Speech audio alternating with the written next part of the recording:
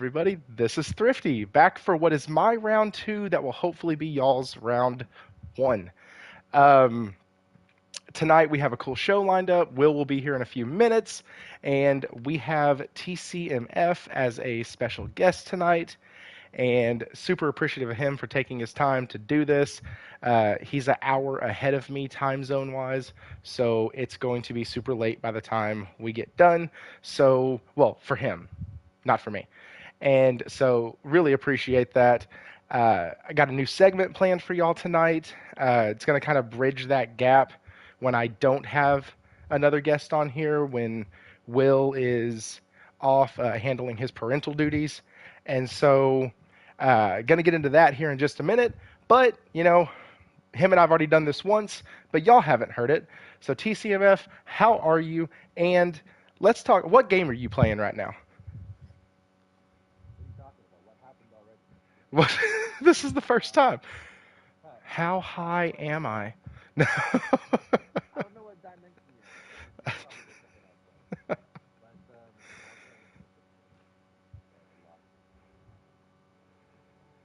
Lost Crown. Now, have you saved the prince yet?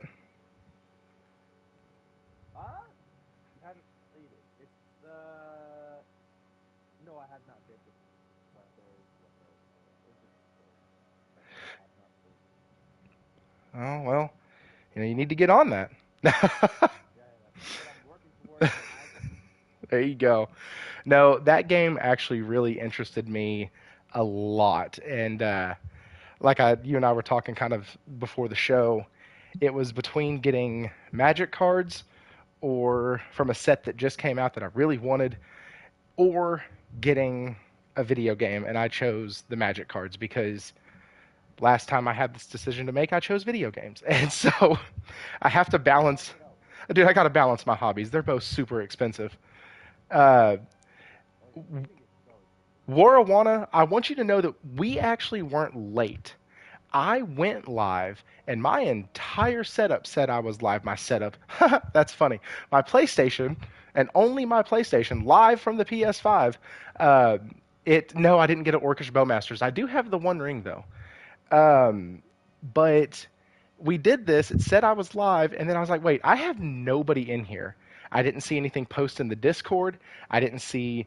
I couldn't even find it on YouTube, and I was like, oh, great. So for 3 minutes, we've been talking to ourselves. That was awesome. But no, back to uh, Prince of Persia. It frustrates me, even though I chose to use my money in a different area. It frustrates me how many people were talking about how that game shouldn't have been $50. What that told me was they either A, didn't play the demo, or B, don't really like that genre and don't see a value in it. But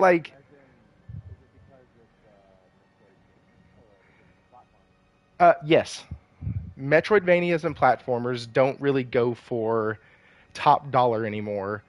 But when people say that, they're talking games like, right, right. Mm, but they're not side scroller Metroidvanias.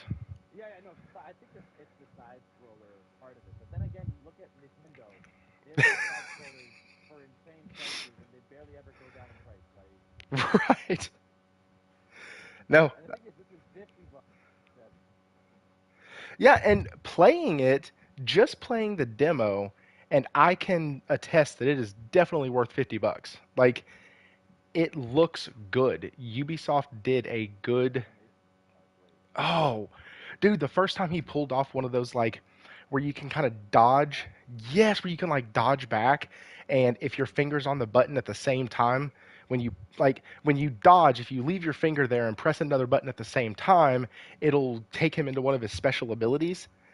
And it's just something, I don't think it's supposed to work that way, but as spastic as I am when I'm playing like fast fighting or anything, I make it work that way. And as soon as that happened, I saw the swords come up and all the blue go everywhere. I was like, this looks freaking sick. Can only hear Thrifty. Um, I think you are. Hang on. Am I not speaking? Are you not entertained? Hang on. Uh, so let me ask you a quick question. Uh, when people talk about the price of games, understanding inflation where it's at, understanding what's going on in kind of the world where it's at, what's your take on the cost of gaming? What's what do you think about $70 price tags and companies saying that games should be $100 if we wanted to be uh, $100. $100. okay. And think about it. Is $100 in Canada is what it already is at because our with our monopoly money compared to the United States. Like I remember the days where I paid 60 Canadian. I pay 100 now for full $70 games. It's pretty much that after tax. And some games for some reason go a bit higher, just a few dollars higher, pushing it over $100 Canadian. Um, for me, the price of a game is based on its value for me and worth in the quality of the game, not in the clock time I'm gonna get from it. A game, there are games that are 50 hours long, but it's 50 hours of mundane content. What I would pay $50 for a 10-hour game if that 10-hour game was just master class from beginning to end.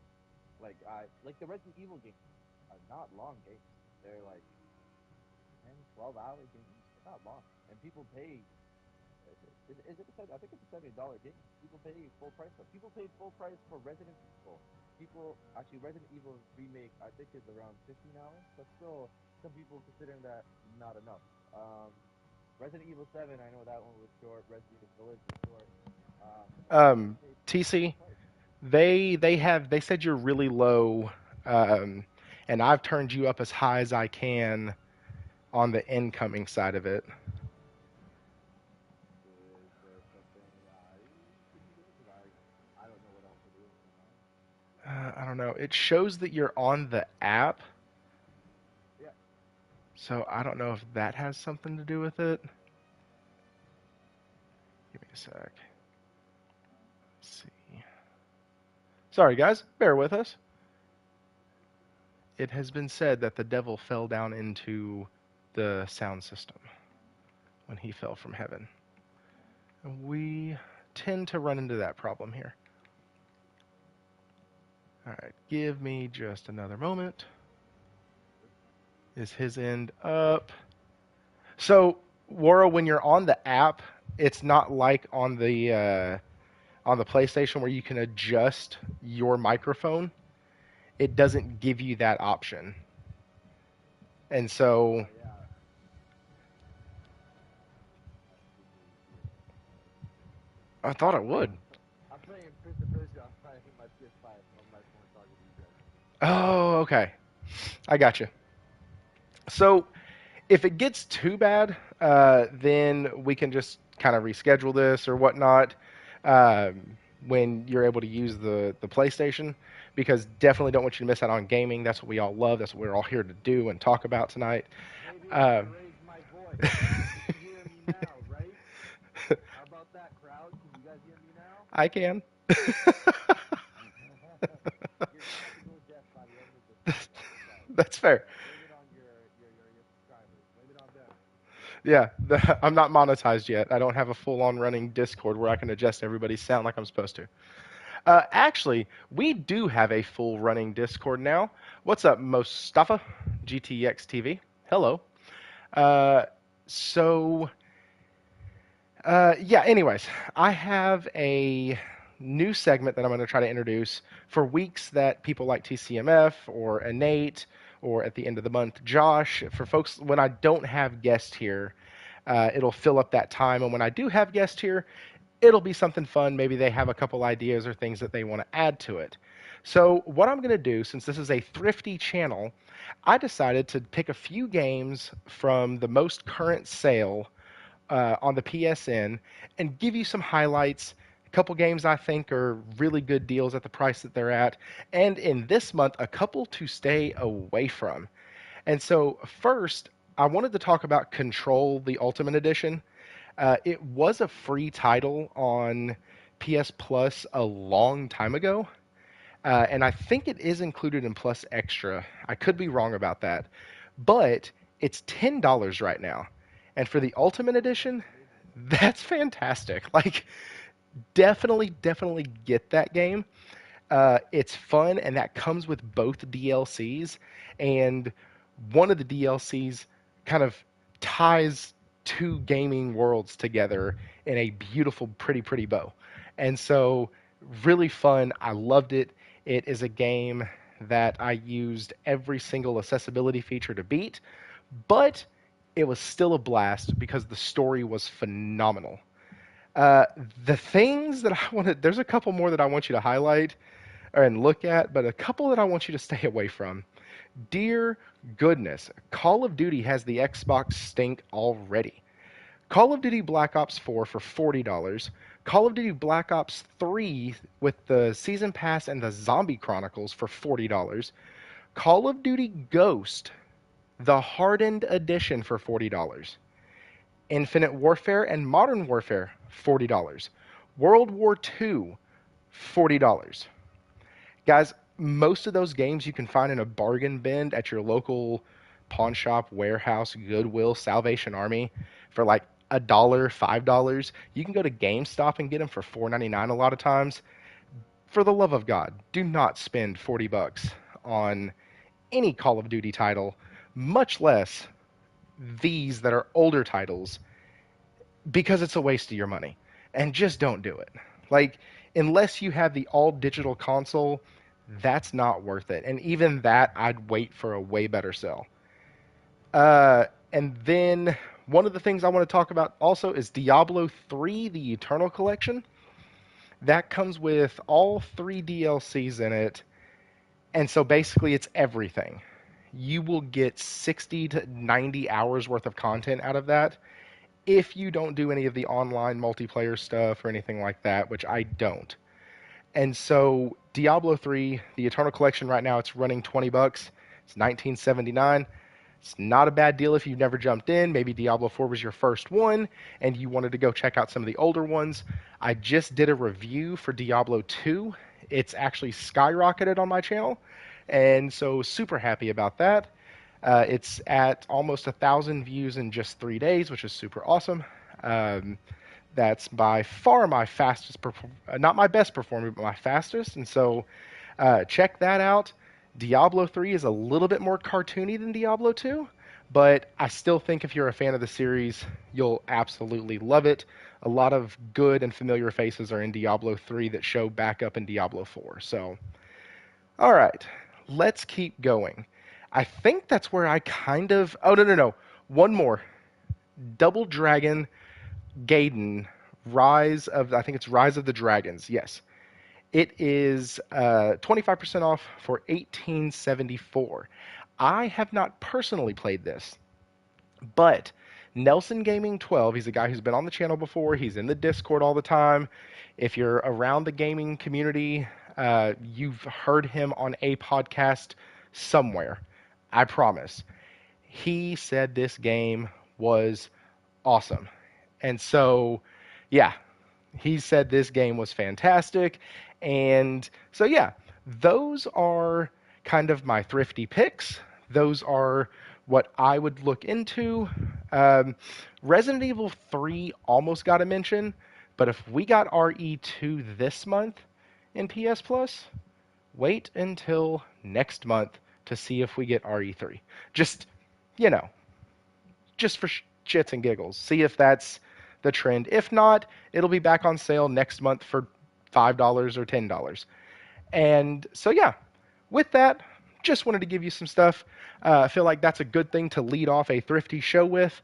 Speaking of, please do me a favor, hit that like button, because Thrifty would like to not always have to be thrifty, which means I have to get monetized. So hit that like button, subscribe if you haven't already.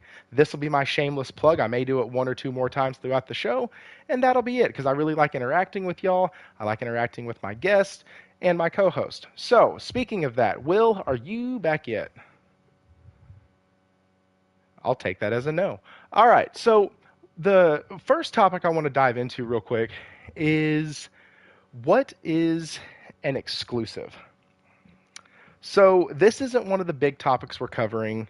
This should be a very quick and easy topic because we have a lot of companies changing hands. We have a lot of companies getting purchased or making deals or what have you. And then one side says, "Oh, this is exclusive. This is our game now. This is blah blah blah blah blah." And people conflate terms a lot. And words matter. Words are important. The way we use our words, the way we order our words, all of that is important.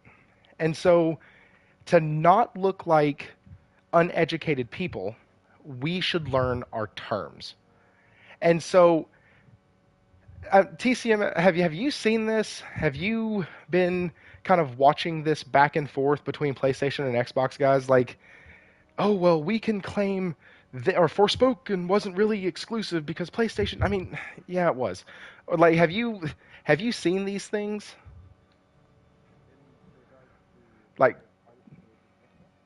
no, in regards to what is an exclusive? Like, Like in terms of like you have like second party, third party, yeah, like yeah, yeah. No, I think about it like to me it just comes down to the basic point of where can you play it? In terms of the console space, 'cause I don't like PC is its own thing, but in terms of the console space, you can have a game that's only on Xbox, like Stalker 2. It's on PC as well day one, but I still consider that an Xbox exclusive, though it's timed probably like 3 to 6 months or something like that. Still an Xbox exclusive, and the same thing goes on with PlayStation. And you have exclusives there. If I can only play it on this platform on day one, it's exclusive to that platform. It's not that complicated. right. No, I'm sorry. I'm trying to fix the sound again. I turned the Is it sound. too low? It's fine. It's fine. I turned the background music for the uh, background off, so we're gonna see if that helps. Let me switch headsets. One second. Okay. Josh did say, "Oh, that's a bit better." But so here's what I have because I wanted to do some research on this and I wanted to give y'all more than just thoughts and opinions, right? I wanted to give you something you can kind of sink your teeth into here. So, here we go. Here's the best way that I can describe this. You have first party exclusive, okay? First party exclusive would be, let's take PlayStation. First party Hey, exclusive. Thrifty. Hello, Will. What's up? How Uh, you guys doing? What's up, chat? TCMF is still hard to hear, man. Can't I barely know hear him. he's fixing it. He's switching headsets now. All right, cool. So, so first party exclusive. We'll take PlayStation. That means Sony Santa Monica made the game. Sony Santa Monica released the game. Sony Santa Monica owns the IP through PlayStation. That is a first party exclusive. It only comes to PlayStation. That is a first party exclusive. Then you have first party game. That would be the MLB The Show 2023, 2022. Those are first party, but they're not exclusive. Okay? Are we with me so far? Because I don't want to have this ever again. Like, it's it's so frustrating. I don't want to make this ever again. I have argued with people in comment sections. I've made the mistake of talking to folks on Twitter, and I am so tired of hearing this. I'm tired of people claiming Call of Duty as Xbox or claiming this for Oh, they PlayStation. can Like, claim it as Xbox all day, but the fact that I can play it on PlayStation day one, it is what it is. it is what it exactly. So, like, then you have, though, second party exclusive. Okay? This one does get a little tricky. Okay? Here's here's why this one gets tricky. Because Stellar Blade started out as a third party exclusive, then became a second party exclusive. And so, like, basically what that means is Sony now owns the Stellar Blade IP, and Shift Up is making the game now for PlayStation. And so that is now a second party exclusive. Then you have third party exclusive. These are usually timed, right? Like these are usually your Final Fantasy 16, Final Fantasy 7's one of them, games that will eventually be making it to other platforms that are not Stalker published. 2. Stalker 2, games like that that are eventually coming to other platforms that are not made by a Sony owned studio. And so those are third party timed exclusives. In all Generally, that's reality, what we see. Thrifty, this conversation should be had more for the Xbox gamer. I'm PlayStation trying. I'm gamer trying so understands hard. this, you know. I'm trying so hard, sir. Because there's some that do listen. There's some that comment on this stuff afterwards. And so, like, I'm hoping if I put it at the beginning of the video, their 5-minute blockbuster Netflix attention span will be able to sit here and actually listen. So then you have third party non exclusive. What that means is that Joker goes everywhere. It is a Red Dead Redemption type of game. It is made by a company not owned by PlayStation, and it is sent to platforms not owned by PlayStation. So, when we talk about Call of Duty, that is a first party Xbox game. It is not a first party exclusive and should not be included in the list of exclusives that Xbox is releasing, or in the list of, exclusives that Xbox is releasing. When Side you note, look, some of these games can have some items that are exclusive, oh, even though it's sure, a first party game that's not exclusive, like Call of Duty. yeah, PlayStation has had that with map packs and, mm-hmm, skins. So just a side note there. mm-hmm, which muddies up the water even more. So, on one end, I'm doing this whole thing kind of tongue in cheek, but on the other hand, all the deals and everything do kind of muddy up. Like we talked about it last week, people didn't even realize that Hogwarts was available on the Series X when it first launched. Nobody knew that. Like everybody thought it was PlayStation. It had the marketing, it had the commercials, it had the secret level. Like everyone thought it was PlayStation. And so you do have instances where you're like, wait, well, is that a Sony owned title? Nope. No, that was a third party, non exclusive game. People can't also say, well, PlayStation has an exclusive on their PlayStation first party games. Like, I see these conflated all the time. They have an exclusive coming out in Final Fantasy VII Rebirth.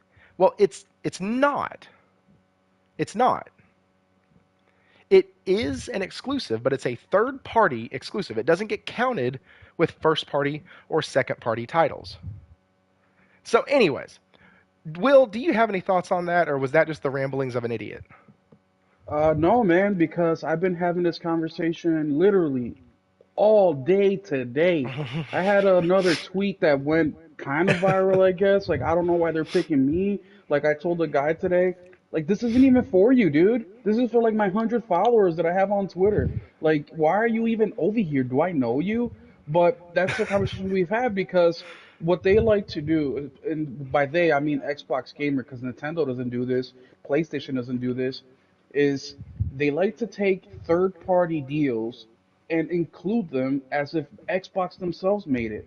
For example, my discussion all day today was in regards to Game Pass and how I'm canceling it because I don't find the value. Why? Because I just purchased all the Gears games, all the Master Chiefs games, Sunset Overdrive, Rise Son of Rome, right? So, what Those else do are you need? exactly what else do I need? And the reason is because those are games that you can only play on Xbox. You can't play them anywhere else for now. And I say, well, that's it. But people throw in this day and date stuff, right? And I say, yes, that's cool and all, but I can play those games anywhere. I can play them on PlayStation. Sometimes I can play them on Nintendo. But they kept arguing that no, it's day and date. It's gonna be an Xbox exclusive, and I'm like, dude, that's not an exclusive. You can play that anywhere. So I said, look, guys, if you think the value of Game Pass is so great, then recommend me some games. And what do they recommend? Resident Evil 2, Assassin's Creed Valhalla. And I'm like, dude, those games you can play anywhere. They're third party games that you can play anywhere. That doesn't make Game Pass or Xbox special. Now, yes, if you never play these games, you already have a Xbox or Game Pass membership, then go at it, right? And of course, my value is different than Thrifty and TCMF and everybody else. That's just for me, right? And if you're a physical or not a physical, but if you like to purchase your games, which on PlayStation side, a lot of us do, right? We like to purchase the games because PlayStation first party exclusive games are top of the line quality, and these are games that are replayability is tremendously high. They're not used to that, right? They're used to if it's not on Game Pass, it doesn't exist. If it's not on Game Pass, when's it coming to Game Pass? And it's just a big If it's not on cluster Game of Pass, I hate the developer. they gas themselves up, they gaslight themselves, and look, I hate that word gaslight because it's just been overused, but that's what they literally do. They gaslight themselves, and then they start believing their own bullshit.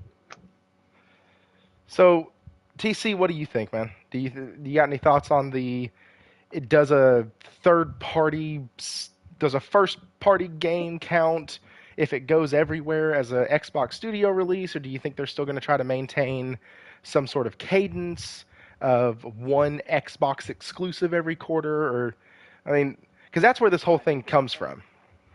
I think it depends on the game. I feel that they want to see how it hits with their own market, and then potentially see if they should bring it to other platforms and port them later.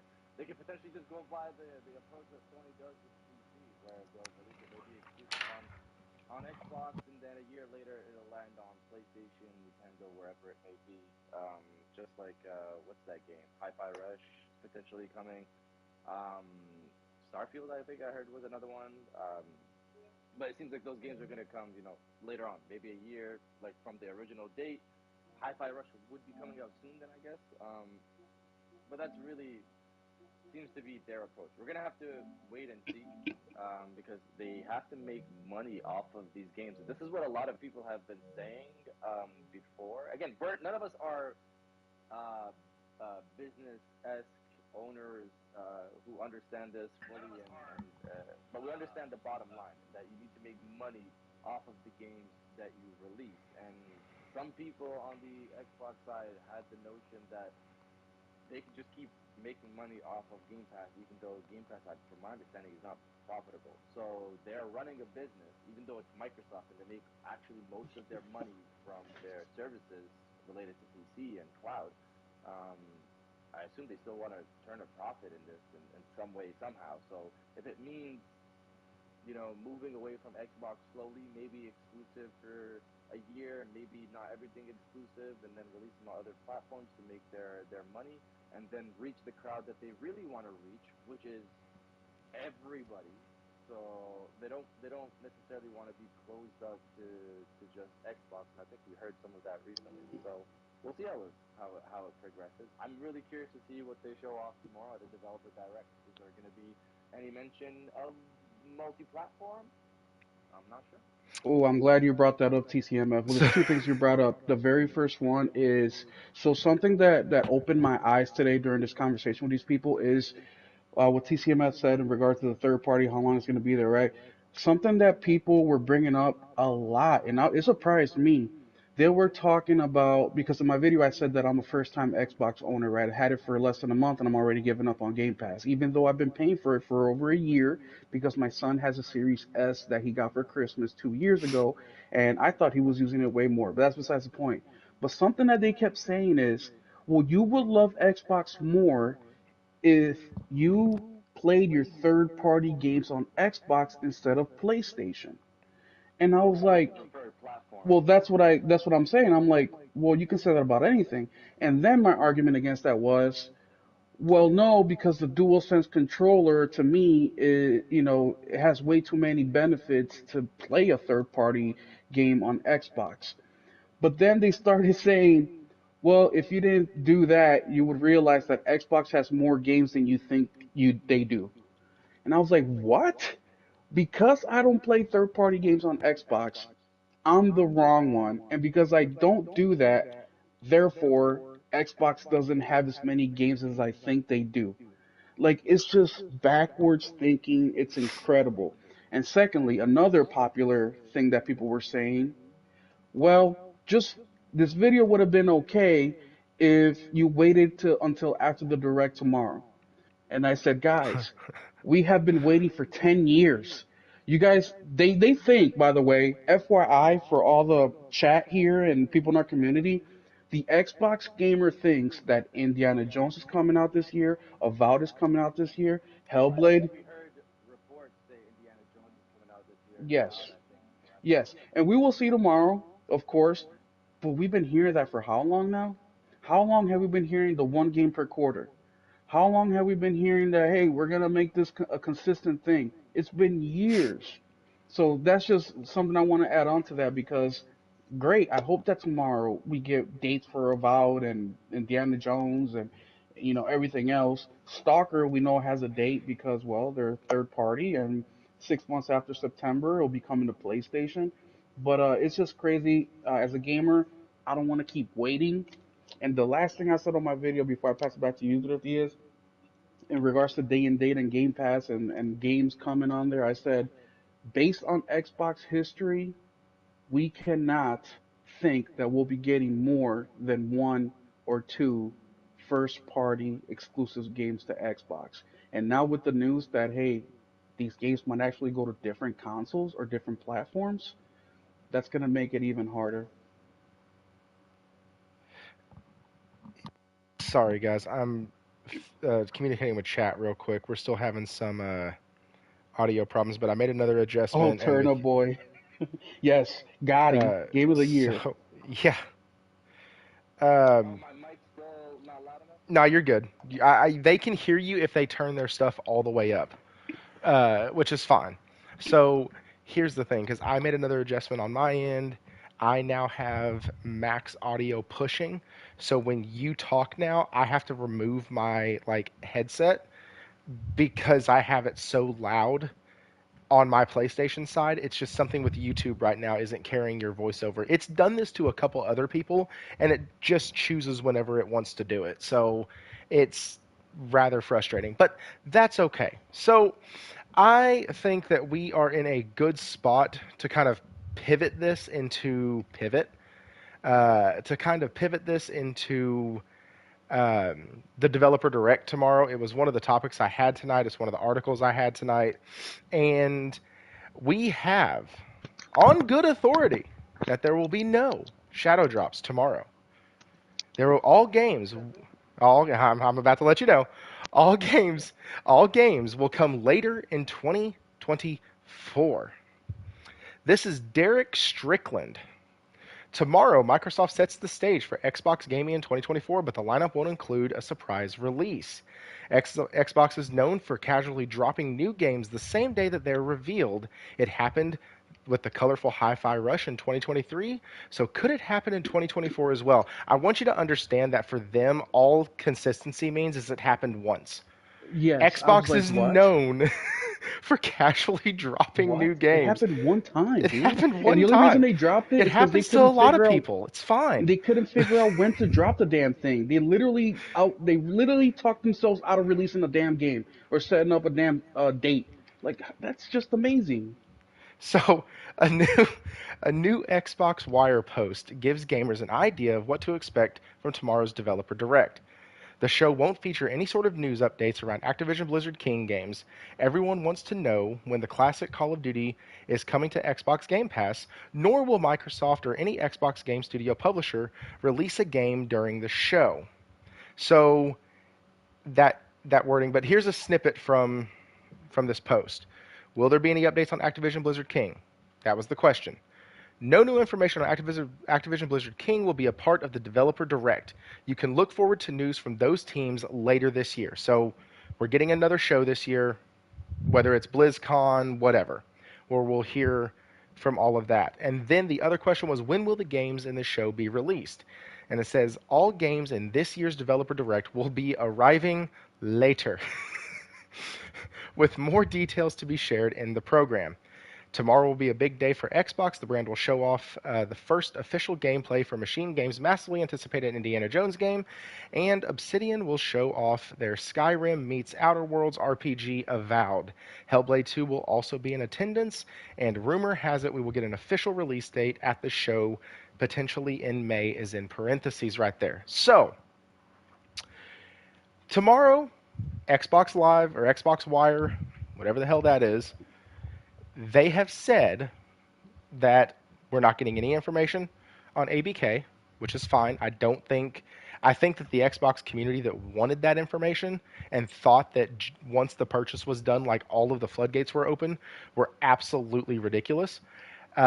Because this stuff takes time. You don't move the Titanic quickly. It takes time.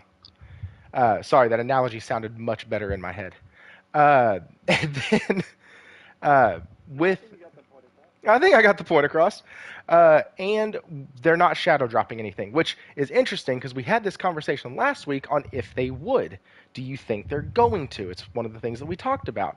And I said I didn't think they would because that would set up precedent for every freaking show, every developer direct. Now you have to have something. I mean, if they already consider frequently happening as happening one time, you can't do it two in a row because then you're locked in for marriage. Like you're done. You better give them a game every developer direct. And so like I kind of figured they wouldn't, but what do y'all think? What TC? We'll start with you. I'm gonna turn my headset down, and but what do you think we're gonna see tomorrow? Do you think we're gonna see a Hellblade date in May? Do you think Indiana Jones is gonna be like in engine, or is it going to be actual like gameplay? What are your thoughts? I think you heard it really on the station. It is 10 minutes of gameplay for Indiana Jones. I'm excited for Indiana Jones. I've already said I have missed Uncharted for so long. People forget that the last Uncharted game, not including Lost Legacy, even including Lost Legacy, was 7 years ago. Like That's that's a sad. crazy, that's a long amount of time. I think it's God of War had a reboot in less time. So I think that we should. Like, I know we've heard rumors that an Uncharted in the works, so I'm looking forward to that, and hopefully that comes to fruition. But if Indiana Jones can scratch that itch, the only thing I'm worried about is I've heard it's first person. I don't know why you make a game like that first person, unless they're not trying to go the Uncharted approach, which is for me maybe not everybody else is a bit of a disappointment, just because again, I love Uncharted. I played the Tomb Raider games. If they make an Uncharted-like game for Indiana Jones, I'll be there day one for that. It's probably on Game Pass, so it is what it is. But I hope it's not first person, unless they're pulling it off. Because what I think is gonna happen is because I've heard it's first person, and I've heard that it's multiple studios that are working on it, and I'm like, is it going to be somewhat of a reskin of Doom Eternal? Because you have the grappling hook over there. It's not going to be Indy's hook inside of Indiana Jones, and he's going to run around like he's basically Doom, a Doom guy, and he's going to jump from platform to platform, which again is in Doom Eternal and in Doom 2016. Is he going to be doing the same? Is it going to be a reskin of what Doom is? I hope not. Honestly, I wish it would. I wish there would be a third person, but I've heard it's going to be first. But that's Indiana Jones. I know we've heard that it's going to be there in a good deal. Again, Hellblade, I've heard that it's a May something release date for that finally. Because that thing's been advertised for like 4 years, I think, or I don't know how long at this point. It feels like it's in every Xbox show, and every time the show finishes, we're seeing screenshots online of one side saying it looks, where's the gameplay? The other side saying this is gameplay, and I'm just looking at it. I haven't played the first Hellblade. I have one of my buddies telling me that it's a good game. I've heard some people say it's a good game, but I've seen gameplay of it. It seems very slow paced, so maybe something I give a try at one point. But I'll see how Hellblade 2 is. But I guess we're gonna get that. Avowed, I'm interested in. I like the art style that I saw at the show. It's not real, hyper realistic. It's like I don't know what type of art style you call that. Um, but it looks interesting to me. It's just interesting that you have Sony that are so powerful with third person, and they're trying to get first person right. And then you have Xbox who are so powerful with first person, obviously also buying studios that produce first person, and then well they have Gears. They have Gears. Gears is third person. But yeah, that's gonna be there.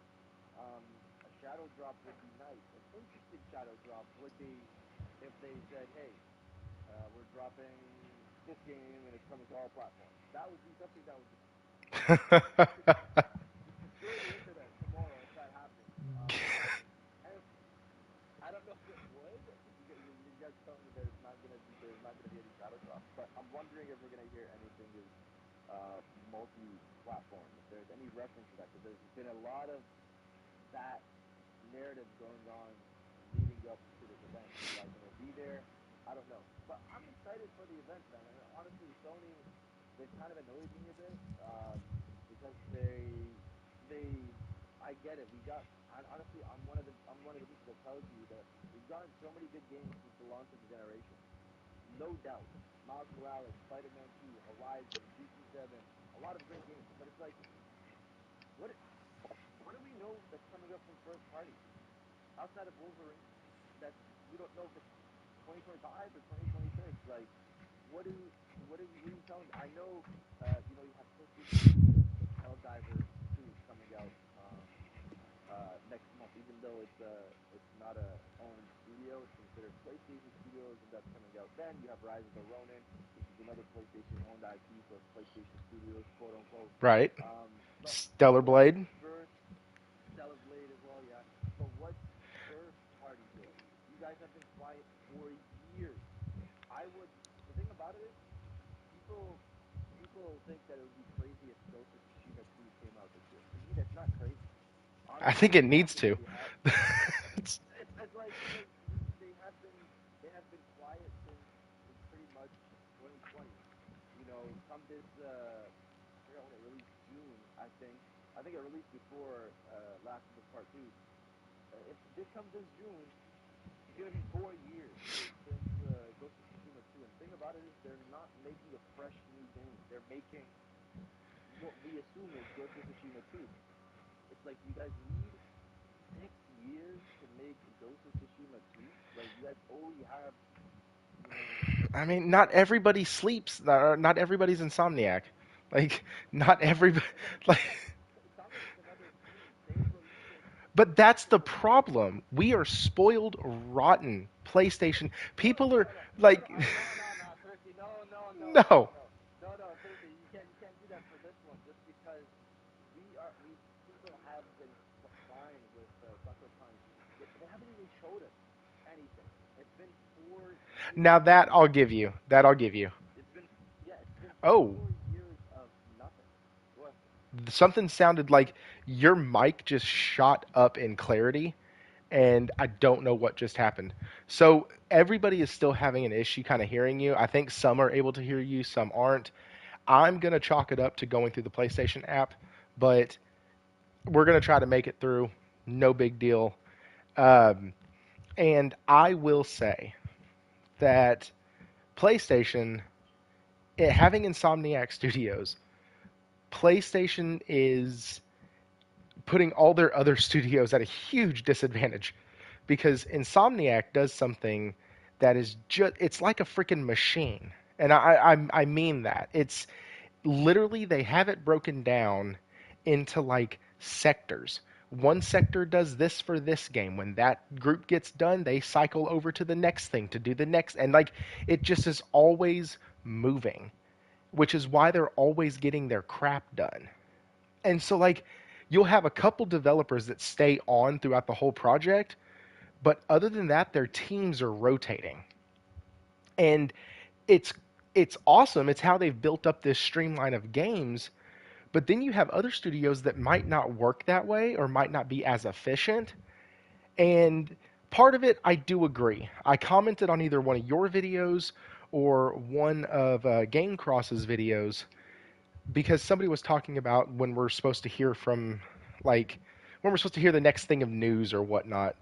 And I was like, I think I think developers should take 3 years, work on whatever IP they're working on, do a reveal. Say that, hey, the game is still in kind of production right now, or whatever. Give a little update on it. Introduce it to the world, and then release it a year and a half between year 4.5 to 5. I think that's perfect. You're keeping your fans engaged. You're going to keep updating and letting people know what's going on. And a 5-year cycle on some of these massive, heavily graphical taxing games, like I'm okay with that. Will, what do you think? I disagree with both of you guys. I can't believe what I'm hearing. This is insane. We are for real. I mean, look, and I'm with you guys. I needed Ghost like a month after it came out, right? Mm, Well, let me not say that because I didn't play true. Ghost until like 6 months after. But let's say I played a day and date. Yeah, I needed. Actually, I'm done. I need it right now. But 4 years isn't that long. Also, when I mean, it is a long time, guys, but in the gaming world, it's really not. And a couple, No, uh, this new narrative. Sorry, this new narrative of games taking 5 to 6 years.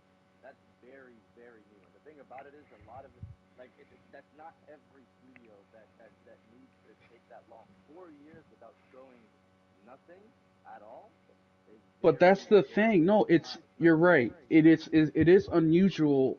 It's look, I just beat all 5 gears in the last couple weeks. Gears 1, Gears 2 was a 2 year difference. Gears 2 to Gears 3, roughly about the same. Gears, et cetera, et cetera. But the thing is, guys, that since the late stages or middle stages to late stages of PS4, the development time for these games have extended to the 4 year plus mark, right? Then we have the huge games like Cyberpunk, etc., where their development cycle is insane. Now it's going to get a little bit easier, but these development times have gone up, which I'm not happy about. One of the first shows that I did here with Thrifty was me saying how by the time these games come out, right, I'm 35 years old. By the time the game comes out, I'll be 40. Then the sequel after that, I'll be 45, 46 years old, right? So I'm only going to be able to play 3 to 4 more of these games before I can't, maybe 5 games, 6 games before I die. That's if I live to be 65, 70 years old. So I get Let's it. hope you do. This conversation got dark. I know, but that's how I just wanted to make the point that I am unhappy about it as well. But we also have to see, like I said the last show, the reason that I wasn't freaking out last month or 2 months ago when everybody was saying, oh, Bungie's letting all these people go, PlayStation hasn't shown anything, and bam, immediately after, we're getting what, 3 games that are exclusive to PlayStation, and everybody calmed their horses a little bit, right? PlayStation is not going to announce any games when they're 2 years out, maybe not even a year out. I think Spider-Man was the last game that the big major game that they were going to do that with. I think the marketing, Barcelona was announced in 2021. Celebrate has been announced for a while. well, Some of the games yes, that they have right now, but but that was the I last don't think that was the last true state of play or not or showcase. I don't think Sony has an issue with showing games 2 years out. 2 years out is not that big of a deal. If it's 2 years out, you're looking at there's no way Ghost of Tsushima 2 is a 2026 title. It's not going to be a 2026 title. It's going to be a 2024 title, early 2025 title. But the thing is, the marketing of Oh, you these. are on our side. Yeah, Yeah, yeah, no, I yeah, yeah, agree. yeah, yeah. It's gonna be soon. I'm just saying the expectation. I'm like this guy's like, yo, well, let's No, no, like I said, the game. No, the game for that's what I was gonna continue saying is if we look at God of War, we look at Spider-Man, we look at Horizon. Let me take it back a little bit. I like to give PlayStation, Xbox, any company, any developer, any publisher the benefit of the doubt based on their history, right? I'm gonna give PlayStation the benefit of the doubt till they screw me. Once they screw me that one time, then we got to start that goodwill all over again, right? Cyberpunk, they screwed me, we had to start that goodwill all over again. But based on what they've been doing this generation and the middle to last of last generation, it's about a 4 year from sequels, right? Horizon 1 to Horizon 2, God of War 1, God of War or 18, and then the next one. Spider-Man, same thing. I will say about that. I think a lot of these studios have admitted that COVID had a huge impact It on did. these. Yeah, yeah. Because I think God of War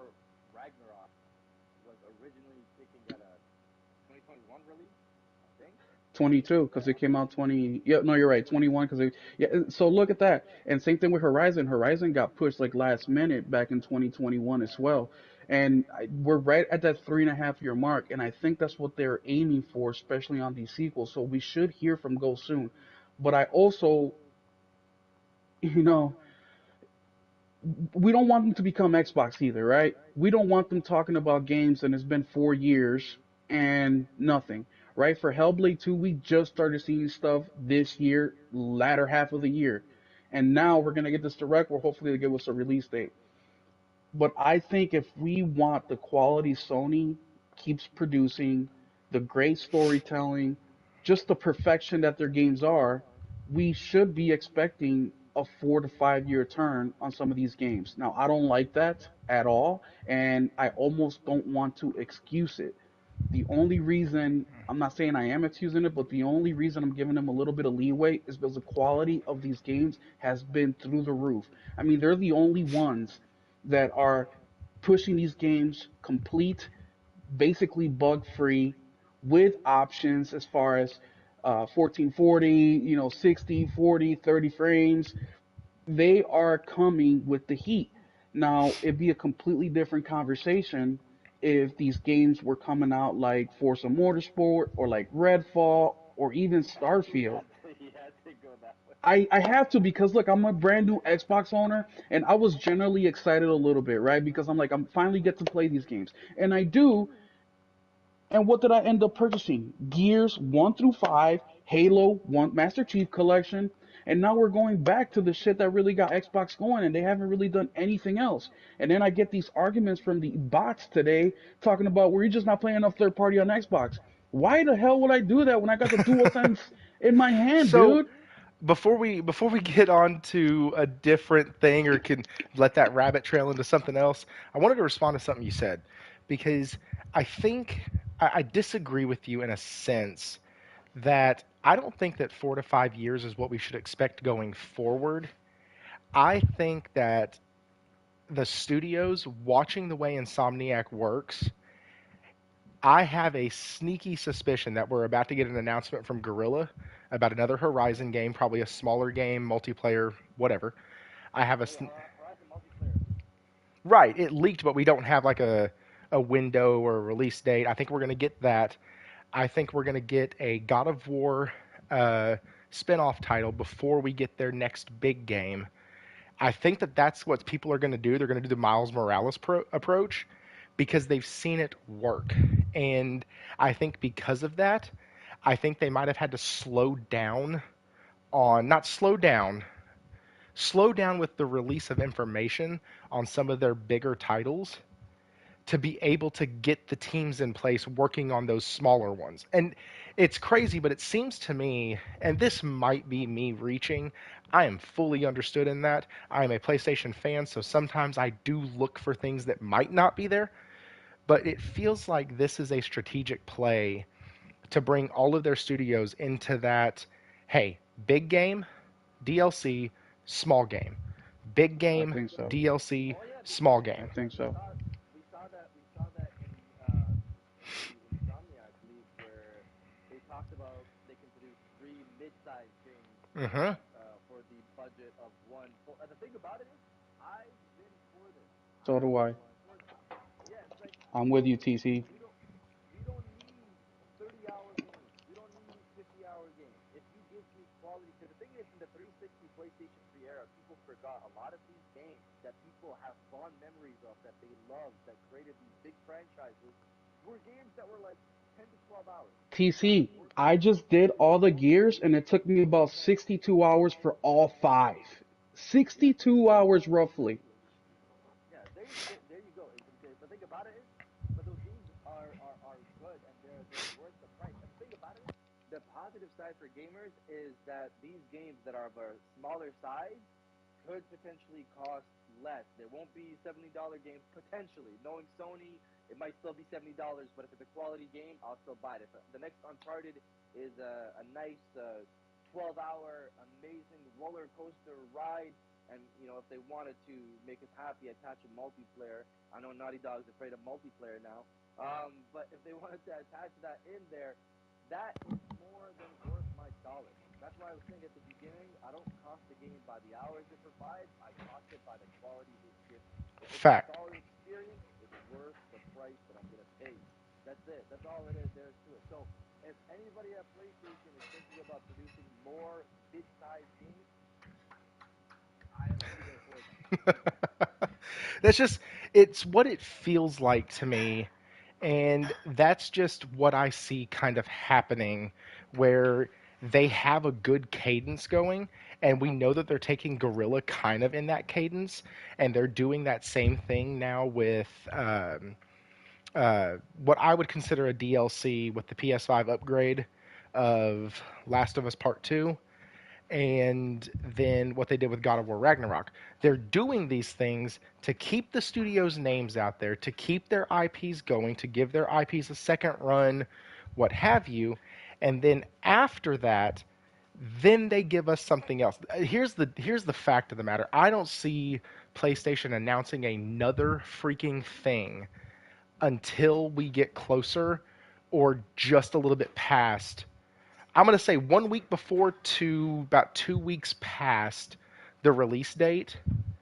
I think we'll hear something. They'll either use a state of play to boost up Final Fantasy VII Rebirth Wait, you before think the. they're gonna announce the game 2 weeks before launch? No, no, no, no. I think they're going to give us more information on some of these games during a state of play. Either they're going to use that state of play as a Final Fantasy VII state of play, and we'll get some information about some other games, or they'll wait till 2 weeks after Final Fantasy VII as not to take any of the marketing space from that, and then give us a state of play, what's coming up. Because right now we're set through March, I believe. Pretty much. March. Right. I was talking about So, that as well on one of my videos as well. oh yeah, you were. That's yes, we're set through March. And so like we have the answers until March. And I don't know about y'all, but I can only play one game at a time. Also, So Thrifty, not to butt in your spiel here, but think about this, guys. PlayStation is heavy, it's front loading the year with games. If they were really tight on games, they wouldn't have done back to back to back releases like that. facts. That's why So, they're getting these games out. yeah, well, now that we're at that 4 year mark, we're like bent. We haven't heard anything from them in what, 6 years, 7 years, whatever Since days, 2019, it's been 5 years. 5 years. So I mean, they're due. So I'm thinking that this year is going to be, and we're right at the halfway point. And if we take a look at the last two generations of PlayStation consoles, the end of the generation is has been the most explosive generation that sets up the next generation of console gaming. So I think this halfway mark is going to be very big for PlayStation. I think that they're now getting to the groove of developing for the PS5. I think that they now get to see what their customers want. I think they're getting a lot clearer picture. And the second half of the PS4 was so important for building the foundation of the PS5 console that we saw the benefits in the first 2 years. And now we're seeing the benefits, like just like PlayStation has always done with these third-party deals. I just have a ton of confidence in them. There's only been a few things that they have let me down in, was just like price increase for the PS Plus is the main one, not producing enough, plates for the PS5, and a couple minor things like that. They're just nitpicking at this point, right? But I think that we're about to see is just something incredible. If we thought last year was good for gaming, I can't wait to see what's going to happen this year and the years after. Sorry, I have a dog that's choked. Oh no, he's good. My bad, guys. Had a dog that's choking over here. Um, so I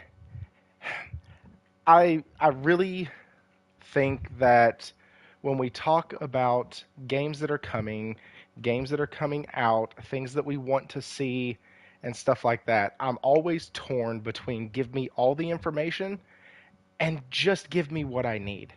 See, And I so, just leave like, it to the professionals. They know when they want to release it. They know when it's ready. Just do your thing. well, But Xbox when you doesn't. give That's it why to they had to me, shadow drop Hi-Fi Rush. well, They that's why didn't they know only what the got hell to like do with 20 the million game. calls. What Well, look, Thrifty, you're comparing an NFL All Star versus a to the XFL? middle school It's freaking not. Hey dad, No, can I have a popsicle? Like no, it's no. Let's just, go it's not XFL. even. It was around for a little bit. It was No, never no, any no, real no. competition, and XFL still then had it talent. left. Xbox has none, dude. Let's be That's true. honest here. Xbox hasn't done anything to push gaming forward. They haven't even fed their gamers. Well, Like, and let's that's be one of the real. things that I was going to comment on. That was what you said, where people built their digital library on the PS4. They really did. Like, Yeah. and so that's one of the things that I think Phil Spencer, when he first did his "Hey We Suck" tour, it was like, Did he really name it that? Oh my god, okay. yeah, when he did his first "Hey We Suck" tour, it was very much, hey guys, we lost the worst generation ever to lose when people built their digital libraries, and we just suck, and we can't make a great game to save our life. So if this comes out even as an 11 out of 10, it's still not going to do anything. Two reasons for that. One, That was a dumb statement, by the way. that was a Yeah. stupid statement. Like But ridiculous. two problems with that. One, if it's an 11 out of 10, that means it's actually an 8 out of 10 because you had your internal reviewers look at it first. Second, Facts. the other problem that you run into is you're underestimating the power of an exclusive title on a console. And so that's the problem. What's really funny is with their developer direct tomorrow, if they don't shadow drop anything, they will have 1 month. I'm sorry, let me rephrase that. We're still in January.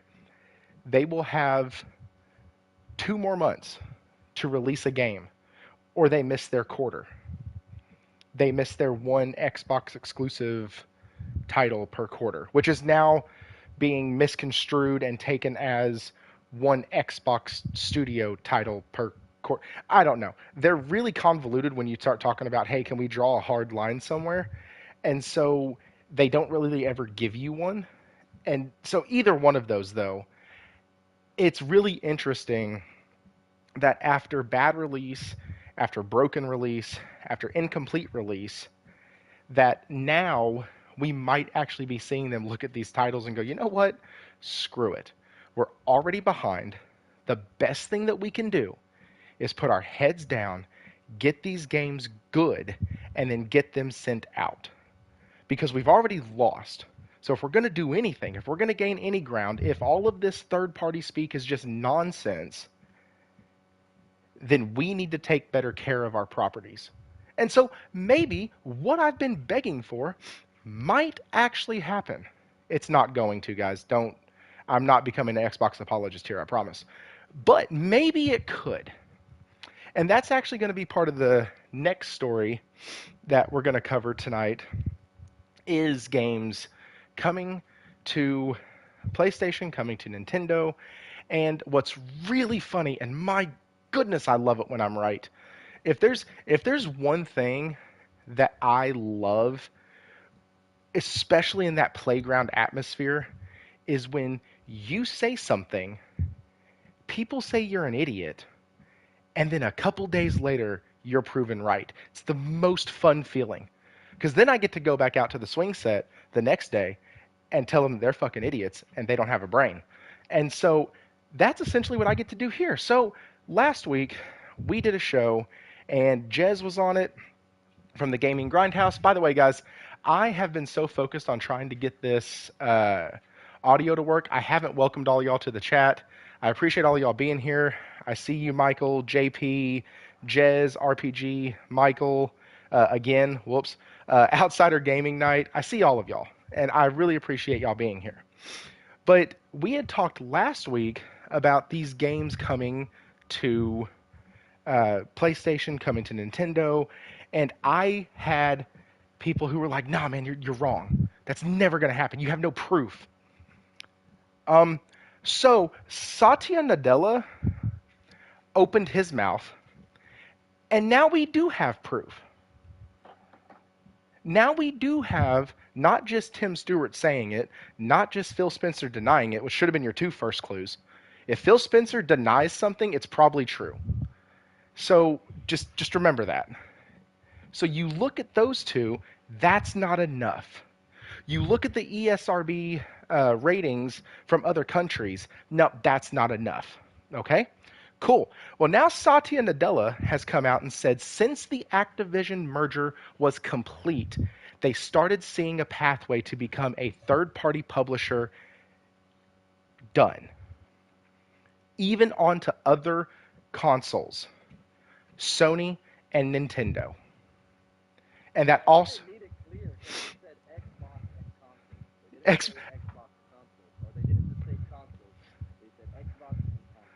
and consoles with an S, not console, so it's both. They can't just say, well, he just means the Switch. Hi-Fi Rush is a game that's going to do well on the Switch. They're going to send it over there, which, in their defense, I do think that game would do really well on the Switch. It's it has Switch game written all over it. And so, like, fine.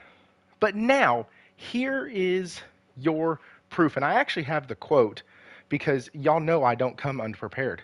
I have the quote for this because one thing I hate is people saying, trust me, bro. It's so frustrating. Like, where's your source? Trust me, I got it. No, no, no, no. So this is from Windows Central. Shout out to Jez.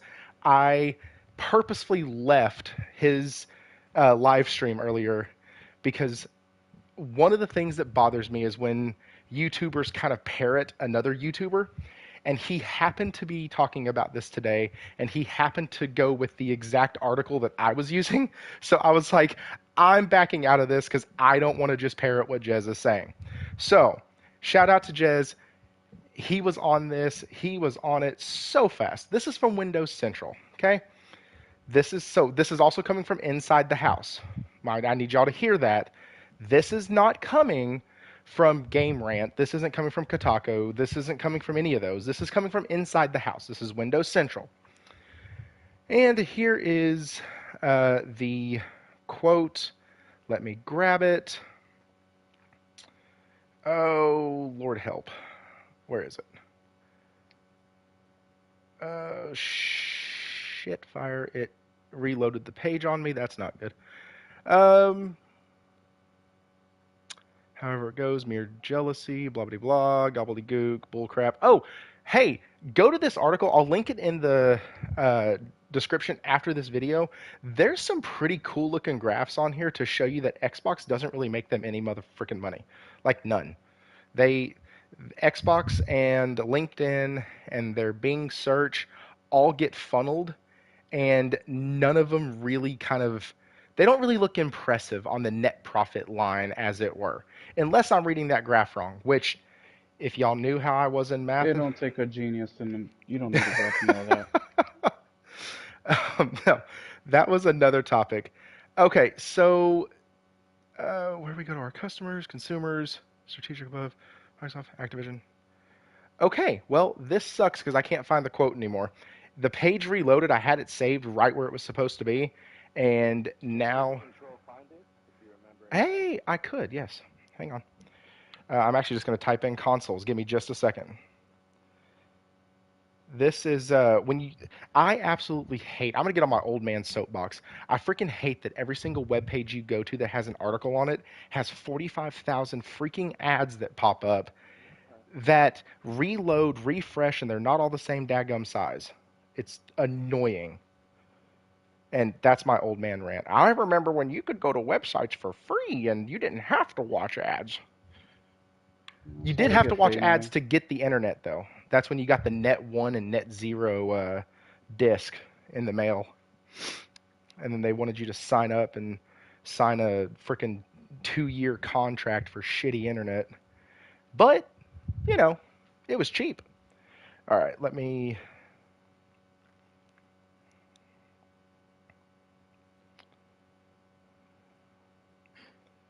All right. It's every time I try to search, it keeps telling me, it keeps reloading the page. So here we go. In mid-November, I started putting out feelers and sending out contacts to sources within Microsoft to inquire about the tip I'd received on Sea of Thieves, potentially exploring a PlayStation or Nintendo Switch version. I was unable to confirm nor refute those rumors, but it wouldn't be the last time I'd hear something similar. A few weeks later, he goes through all the games like Hi-Fi Rush, Sea of Thieves, they're headed to PlayStation, Nintendo Switch, or both. Naturally, all of this caused an uproar with the Xbox community faithful for a variety of reasons. Yes, because they've been hoard out. Besides the most aggressive console fanboys, nobody is necessarily against people getting to play more games. Gatekeeping sucks in general, whether it's Apple, Google, or Microsoft. It's funny, it didn't suck when it was Starfield. It didn't suck when it was Hi-Fi Rush. It didn't suck when it was Halo. It didn't suck when it was Gears.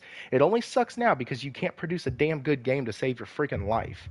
That's why it's okay now. I made this point last week.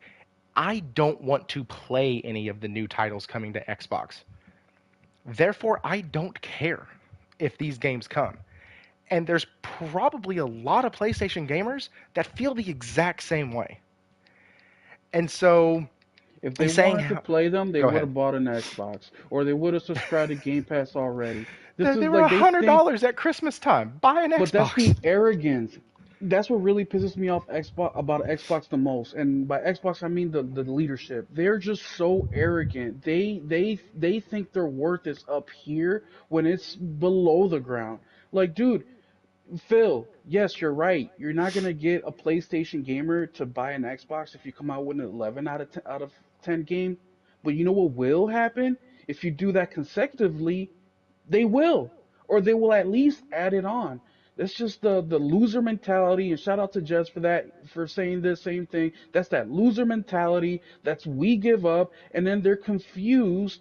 They don't understand the market. They don't understand the gamer when they're losing. Well, it's like, dude, you haven't focused on gaming since the 360, and I can tell because those are the games that I've been playing. Sorry, dude, I just had to get that off my chest real quick. Nah, you're good, man. And then um, it goes into basically all the rumors, all the leaks, and it had the interview attached to this damn thing. I know it did because I freaking saw it earlier. But basically, the question was, we've been hearing a lot of stuff going around about Xbox games going to other platforms. And Satya replied and said, when the merger of Activision Blizzard happened, it was at that point that they realized that they fucked up. No, I'm just kidding. It was at that point that they realized that they could have a really strong footing in the third party market, being a publisher. Oh, I'm sorry. They could have a strong presence as a publisher, is I think what it said, on Xbox and consoles, mobile gaming, cloud, and PC. Like, that's all the proof you need. Satya Nadella said it himself. Now, I don't give a rip about these games. I am actually excited if some of these games come out. It'll be the funniest damn thing in the world when our version runs at a native 60 and theirs runs at a native 30, which would be freaking hilarious. But TC, what do you think on this? Have you been following this a ton? I know you've done a couple videos on it, but what are your thoughts on this, man? In terms of these games coming to PlayStation, Yeah. they come to PlayStation. They come to PlayStation. For me personally, I saw people kind of putting down Xbox fans for being upset about losing exclusives, and honestly, I don't blame them. Uh, Exclusives are a big part of our, whole thing on consoles, and it creates a nice competition.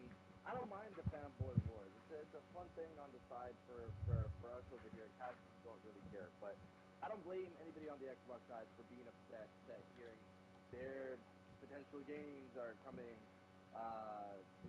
to PlayStation. And if they do, they do. I didn't care about Starfield before. I don't care about Starfield now. Um, Hi-Fi Rush, I, I am interested in. I have a big catalog of games that I'm still playing. So when I have time, I'll play it on Xbox, or if it releases by that time on PlayStation and it has DualSense, that's where I'm gonna play it. So yeah, it comes to PlayStation. It comes to PlayStation. I don't see games like the next Gears of War coming to PlayStation, but I assume they're talking about maybe Bethesda titles or Activision titles. I assume their Xbox Studio titles will still be like the core team, will still be mainly exclusive. I'm really curious to see what happens now with something like Elder Scrolls 6. Like, what's gonna happen with that? That's a huge, huge game. Is that game gonna come to PlayStation now? Is like, I don't know what the narrative with that is. I'm really curious to see how things go down tomorrow. If they mention anything multi-platform, you know what I mean? I'm good. So, what if they mention multi-platform, but from actually, I'm sorry, Will. What are your thoughts on this, man? Do you think it? What do you think it does? Do you think it does anything? Do you think it's going to help keep them alive, so to speak? Do you think it's going to create revenue for them enough to make it matter? Yeah, I think it will because we are forgetting that um, the I consider all of us to be hardcore. Everybody that's listening to this podcast, us three on the panel tonight, people that you see on Twitter for the most part, and that only makes up about 15% of the market.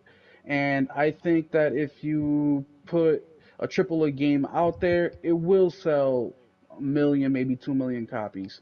So at a minimum, in my opinion. So I think it will help them because those are numbers that Xbox hasn't seen in a few years, especially with Game Pass being there. So I definitely think it will help. Will they get the excitement, and the PlayStation gamer to spend the money like how they would on a Sony first party game? No, definitely not. And I hope that's not what they're aiming for because if that is, then they're just doomed to fail from the get-go. And another thing, just because you put it on PlayStation, it doesn't mean it's automatically gonna sell.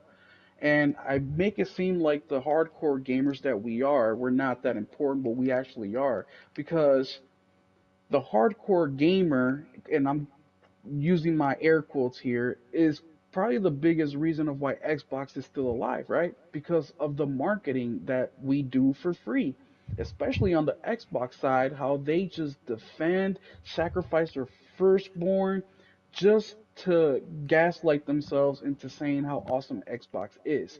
So they still need to persuade us. And the way you do that is by coming out with a quality game, giving us the options that we're used to, giving us quality mode, performance mode, any additional options that you can give us, and a feature complete game. If they cannot do that, no matter how many games they send over to PlayStation, it's not going to do what they I think they want it to do. And that's kind of my thought. Like, I don't expect, because these exclusives aren't, I don't know if there's a lot of people who want an Xbox who don't already have one. Like, I could have gone out in December and spent $100 and got me an Xbox Series S. I could have. I could have played Halo. I could have played all the Gears because it comes with a Game Pass trial. Like, I could have done all of that. But like, I had no desire. And I also think that when we start looking at what games are going to come, I think we have to realize. Uh, can you pin the Discord link in the stream comments? I can try. We have to realize that what we're probably going to get and what's probably going to happen is it's going to go back to being Bethesda titles and then, of course, all the ABK stuff because they're not going to get rid of Call of Duty on all devices and they're not going to get rid of Diablo on all devices. And I would include Overwatch, but nobody cares about Overwatch anymore. So it doesn't really make a difference. But they're not going to take their strong IPs and move them off of the platform because they still have to make money. Real quick, Thrifty. Uh, a few days ago or so, my cousin, which I've spoken about before, he's a super casual gamer. He's not new to gaming. He's been gaming for many years. He's 23 years old. He knows about Xbox, right? He saw that I had my Xbox. We started talking a little bit about it, and he's like, "Well, what games?" And I tell him, "Well, I'm playing Halo Gears," and I show him what's on Game Pass, and I show him what's available, which is basically what's available everywhere else. And I said to him, "Would you buy an Xbox?" He's like, "For what? There's nothing I would play on there." And I'm like, "Well, what about Halos and Gears?" He's like, "I've heard of the name, I've seen gameplay, and if it came to Xbox or PlayStation, yeah, I would probably check it out." But I'm like, what about Starfield? What about, I just listed off Redfall, all these other games. Like, no, I'm good. Do you know when the next Spider-Man DLC is coming out? He literally cut me off and talked about Spider-Man DLC. And what game did he pick up from me? Because I let him borrow games all the time because he's a casual, right? Need for Speed Unbound. And what did he text me 2 days later? Dude, this game is so badass.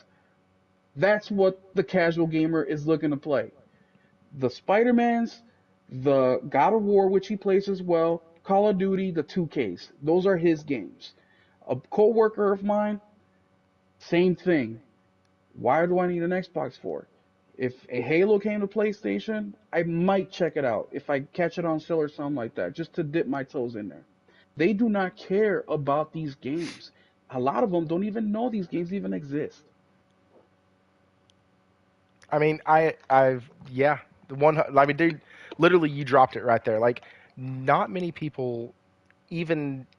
I didn't realize what type of game Fable was until a few months back when I got the itch to play Final Fantasy 13.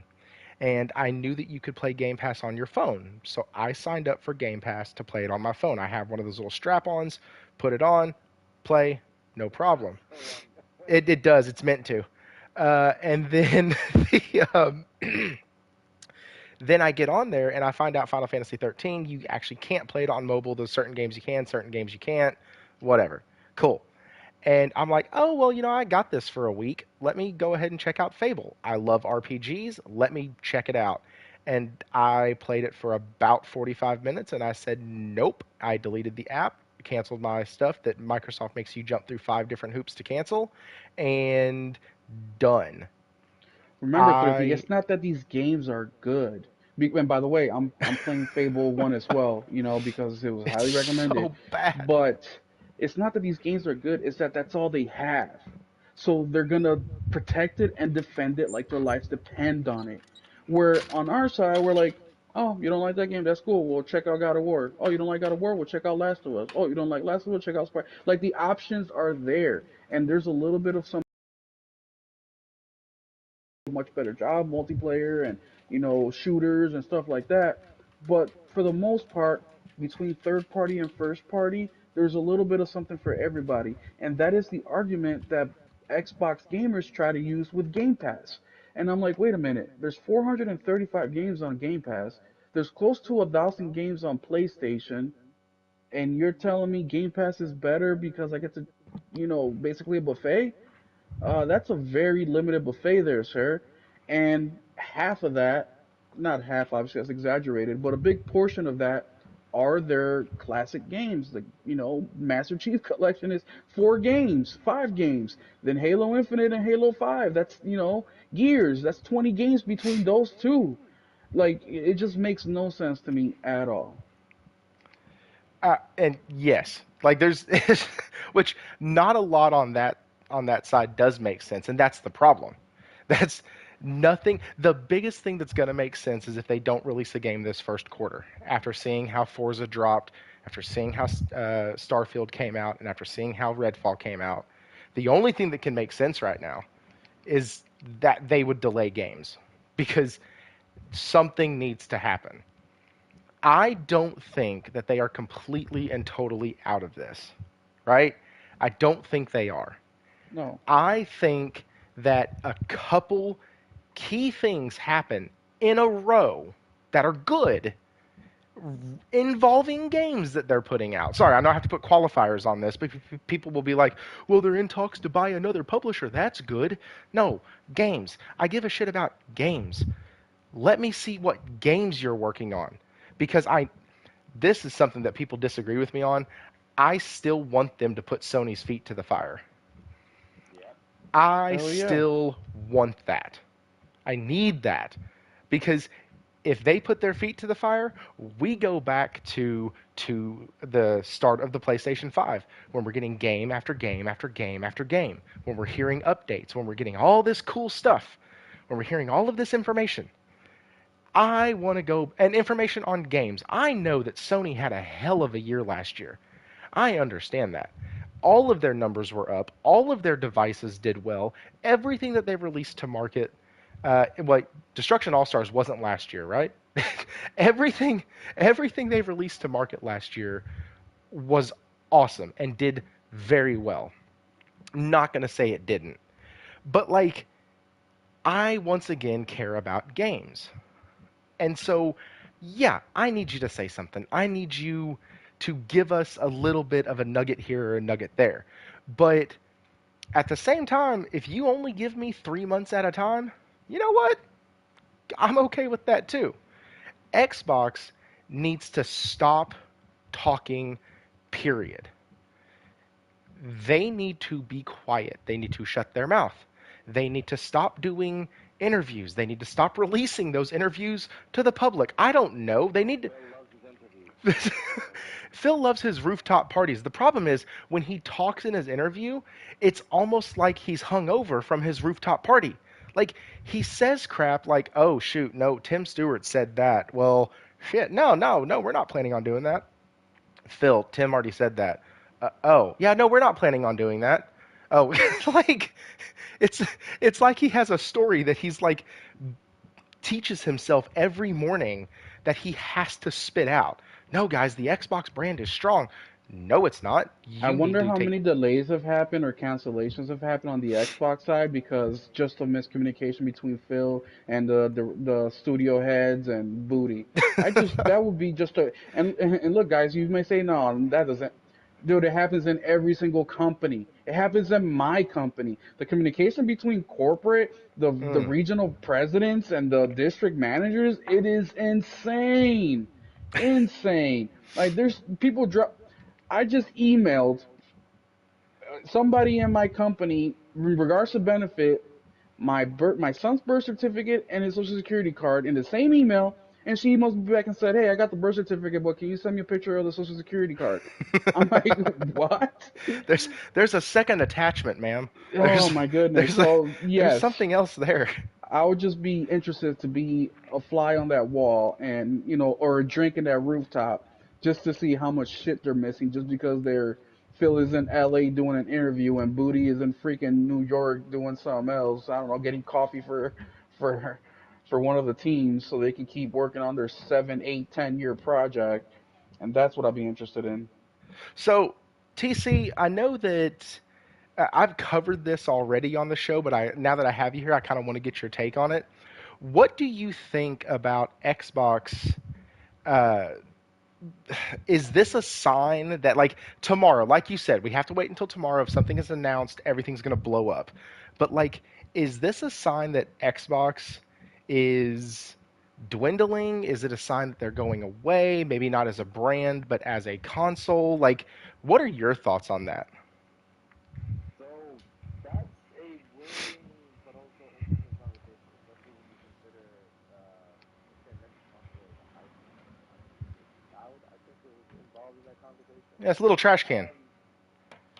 Um, I think it's worrisome because if the console side of things disappears from Xbox, we lose out on that direct competition. I never want that to happen. Um, so I'm hoping if they're gonna go third party, I hope it's the limit is just like some Activision games and some Bethesda games. I definitely hope the next Doom title is not exclusive to Xbox because I played 2016 and Eternal on PlayStation. So I would hope they would come to PlayStation, but I still want to see that competitive edge from Xbox, especially from their in-house studios. And a big advantage of those studios being under Xbox is that they are on Game Pass. So that fuel for a console war will still be there, even if they come day and date on PlayStation. Xbox fans will still have the uphand of saying, "Hey, I don't have to pay $70," which it is what it is. That's all fine. Um, I it's worrying because the thing is, Microsoft loves their services, Dynamics 365, Office 365, Azure. I think they see a world where Game Pass just becomes like Xbox itself just becomes another service they add to everything else that they have. Just their whole lineup of stuff. They just add Xbox Game Pass to that, and then it just becomes a simple thing. How's Game Pass doing? They don't care much about the wherever people are playing because they're like people can play anywhere, and if we have to make money on another platform where they pay full price, that's that platform's choice. But we're gonna leave the option open. We could put an app on your platform, and people can just get that going, get Game Pass right there and then. Or alternatively, somebody could just have the app on their TV or stuff like that, just to expand it. Like say the next Call of, I wouldn't want to play Call of Duty on cloud, but for an example, say their cloud tech just becomes so much better. It's not there yet. Um, Sony's. It's ironic that Sony's cloud service is already ahead of Xbox's, considering they have 4K support. But if Xbox ever does that, then they release something like Call of Duty on there, then yeah, they're going down that route of cloud. But I hope that Xbox is still on board. I don't want them to become third party. They become third party, Sony loses a major competitor. Nintendo is there, but Nintendo doesn't give a fuck about anybody. They do their own thing. They're not really direct competition, and clearly Sony doesn't mind games releasing on PlayStation and Nintendo sometimes, just not Xbox because they're direct competitors. I Right. want Xbox to not go third party. They need to compete with Sony and hit back. And okay. So I was going to use a comment that Will had said earlier to segue into the next thing, but you said hit back. With what? That's that's that. What do they have Well, to there's hit a lot back of with? studios under their belt. There's a lot of studios under their belt. They just need to. The thing is, Xbox's situation is not an IP situation. They have That's plenty of true. great IPs That's under their true. belt. It's never been an IP situation. It's been a management situation. He Hmm. was ass at that. He's not good. And that's what needs to change. I think him is now the head of Xbox or something like Yep. that, and somebody else is managing their studios. They're doing like kind of what Sony did, where you have like Jim Ryan, who's the CEO of PlayStation, but you have Herman Hulst, who's actually the one who watches over PlayStation Studios. So I think they changed that. I don't know is it Matt Booty? He's the Matt Booty is, I director think, of over ABK. No, Matt Booty is a director of studios, basically. Yeah, he's the one that he does Holtz, Herman I thought Holtz job. the female was the director of the studios now. She above Booty? Could be. I mean, it was I one of them mean, two. Doesn't matter. They I'd rather both be suck above ass. Booty than below Booty. I'll say I that. mean, But the thing is that it's not Phil Spencer anymore managing that. He's looking over at the big yeah, picture. Booty runs Okay. it all under Phil. So So yeah, that so that so that could be a positive. That's the thing. It's managing their studio. It's not ever an IP issue. They have so many developers. It's managing their studio. Sony has like if you hear the rumors of like Sony cut this, canceled this IP, or canceled this sequel, or canceled that, or canceled that, because the thing is, it sucks for us to hear, but Sony clearly has an idea and a full understanding of how to release games at a certain time and get those games that people will buy, that people will really enjoy. And yeah, they cancel some games that we wish could have been made. I'm still waiting on the next Sly Cooper. I don't know if that's ever gonna come, but But you got the you trilogy. know, the trilogy, yeah, on PlayStation. What's Yeah. PlayStation Plus cloud streaming? Do you not know the situation with that? No. Oh my goodness, this is what bothers me. That was the gamers. Is what bothers me with Sony. That was such a slimy maneuver that they pulled. So Sly Cooper, the trilogy, has been on PlayStation, whatever it was before. PlayStation Now. PlayStation Now. Yeah, I've been subscribed to PlayStation Now like scattered since 2014. The whole Sly Cooper trilogy, and the fourth one, were all on PlayStation Now. What they did was for the 20th anniversary, the same year the new PlayStation Plus came out, they did the slimiest thing, and I didn't think they would ever do it because I'm like, no way they would do that. They took out the games from the service a few months ahead was when the new service came in. Again, it's been on PlayStation Now for years.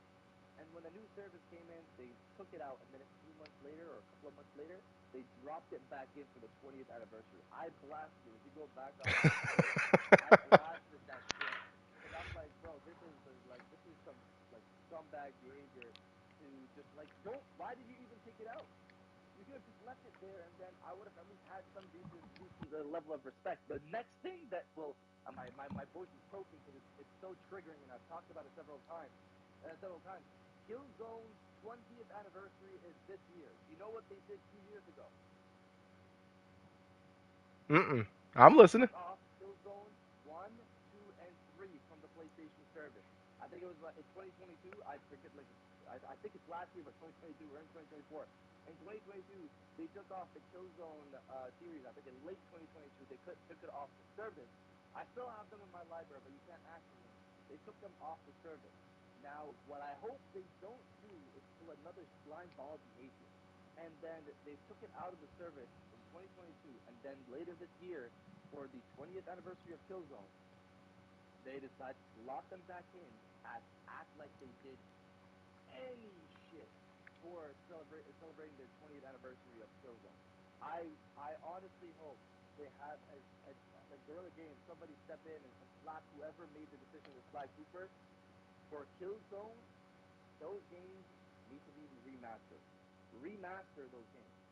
Number one needs to be remade from top to down. Needs to be remade. It's been 2 years. Bluepoint dishes out heavy remakes in like 2 to 3 years. All right, you don't do Killzone 2 and 3, remaster them. 4K 60 add DualSense, put a small team on that. Remake number 1, slap them all together in a trilogy, get some hype for Killzone again because you never know, there could be a Killzone TV show that comes out at some point. Release it and then discount it when the show comes out so people buy that and get into the games as well. I genuinely hope they don't do what they did with Sly Cooper. They disrespected the hell out of Sly Cooper with that, and people were so excited for it. And the thing about it, I hated to tell people this was on the service before.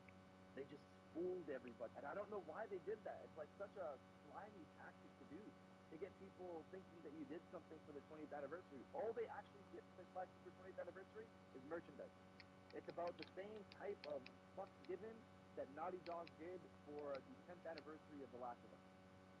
About that type of fucks given for the legacy of their. Now, wait a minute. I feel like you're taking this opportunity to lead into the rant that you've like been. I have heard you talk more calmly than I ever thought I would about Factions 2. I have not heard you Oh, scream. I've not heard you yell. I've not heard you do anything. And for 3 gosh dang years, all I've heard you talk about whenever Naughty Dog is mentioned is how bad you want a Factions 2 multiplayer or a massive update to Factions 1. Like, you're not picky. So what, like, is that where we're going? Does it all lead in? Does it all kind of so stem from this? it Was does this the it doesn't lead into that, but like now that you bring it up, if you I have a video in 2019 that I don't think anybody should try to. People are gonna find it. If people want to find it, sure, they're gonna find it. Where I kind of just went on like I had barely any subscribers back then. Like it was in the few thousands, and like back then, I like when they first told us Factions 2 wasn't going to be a part of Last of Us 2, and I made this point before. Last of Us Part 2 was the first game that I bought a controller for dedicated to that game. I never really cared about that type of stuff. And I didn't buy it for the campaign. I bought it because Factions 2 was supposed to be a thing. And in 2019, in 2019, this game is not going to include Factions 2. It became a bigger project. In 2019, I didn't think, if you told me in 2019, 4 years later, 5 years later, or was it, did they cancel it late last year? Like late last year. If you told me in 4 years they're gonna cancel the game that they've promised you for so long, because the thing is that game was already supposed to be a thing. It was in development with The Last of Us Part 2. People don't understand how long Faction 2 has been in the works. And for me, I've put my rant out on X. I don't know if you've seen it, Thrifty, or Will. It's on there. I try to keep it civil with that because the thing about it is I know um, the lead on that project. I know he's hurting. I saw during that day he posted everybody that was a developer on that game and how they're sad by the situation and They put a lot of effort on it. I heard one dude say the thing that triggered me so much and broke my heart because he's like, "This is the best multiplayer that I've ever played, and it's not gonna release." Yes, I Why remember that. why tell me that? Why put that out there, man? I'm like, I don't you don't nobody in the faction community, nobody in the faction community wanted a battle royale. Nobody wanted some division like open world, multi-tiered story extravaganza. Nobody wanted that. All we wanted was an actual proper direct sequel to Faction, which is still my favorite multiplayer of all time. I'm playing the finals right now, which is another multiplayer. I played Warzone. I played Fortnite for years when that first came out. I play other multiplayer. Faction to this day is the game that I still go back to. And this is the thing that I don't put it out there, but when the news kind of happened, I was honestly surprised. Just imagine following something that you've been excited for since I guess 2014, because Yeah. Faction came out in 2013, and then I had a bit of time to let that dig in. I was so excited when the remaster came out, played Faction better than ever before, and then after that, it staggered year on year. There's some years I would be really heavy into it, but there's other years where I'm playing other stuff, and I've been waiting. We've been waiting.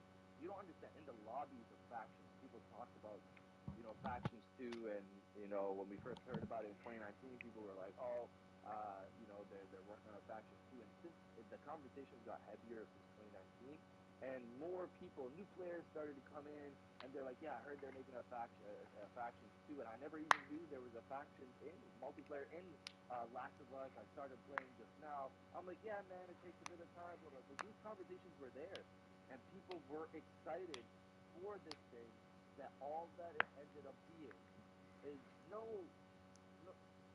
no video, no somebody sitting down trying to explain the situation, no uh, hey, we're gonna show you the behind the scenes of what we had, but it's unfortunately not something we can support. No, somebody even saying, hey, we can't release this now, but at the bare minimum, we can patch the cheaters in Factions 1. Like, how you not patch that at least? Or, do Yeah. something. Put a small team to do something for the Factions community. You can't both say we care and love the faction community while also take a huge, ginormous dump on us, and that we're a small community, and at the same time, in that same point, tell people that you're working on multiple narrative titles, which that's that's the majority of people that follow you. They didn't do that out of accident, like on accident. They did that on purpose just to engulf the news of factions getting canceled and anybody in the faction community showing any type of care. Uh, it was disappointing tactic to pull. Somebody should have had something should have been done more for people who have been waiting. At least people who have been waiting since 2019, 4 years. 4 years those people have been waiting. Me, I've been waiting since 2014, so So almost 9 years. Yeah. the only thing that would have kind of sent me into that kind of a depression, because I understand that, but it would have been my hype level for Final Fantasy VII Rebirth, or I'm sorry, Remake, because there was a lot of crap going on at Square Enix during that time. And so I didn't know if Square Enix was still going to be a company. Nobody did. I mean, there's rumors every 4 or 5 years that they're going bankrupt and that they're going to fall and they're going to do this. So like, if that game wouldn't have ever made it, or if they would have said, "Hey guys, we just can't do it. It's not in us. We have to move on to something else," like, yeah, that would have absolutely killed me.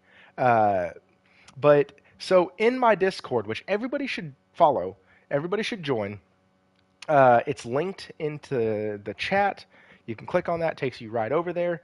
Uh, I have folks that gave me the actual part of the quote where Satya Nadella said they have a good chance of being a or they have a chance of being a good publisher, quite frankly, on Sony and Nintendo and PC and mobile and cloud.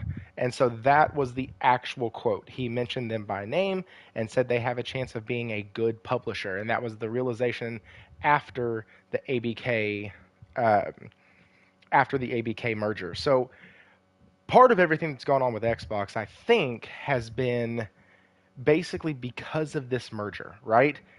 Once this happened, everything got shuffled except what they already had slated for the year. I think that's what's going on. I think they're going to have to strategically place these games that they just acquired licenses to and just acquired all these rights to.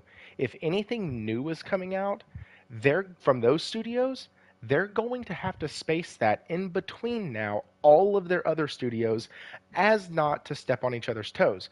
We have that problem right now with Sony a bit where Sony has stepped all over them damn selves.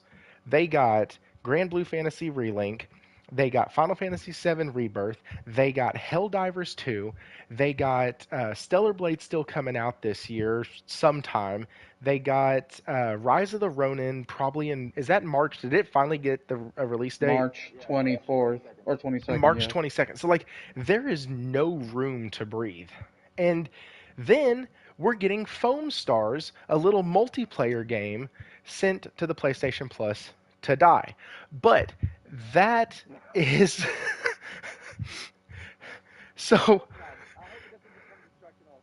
bro, so here's the problem.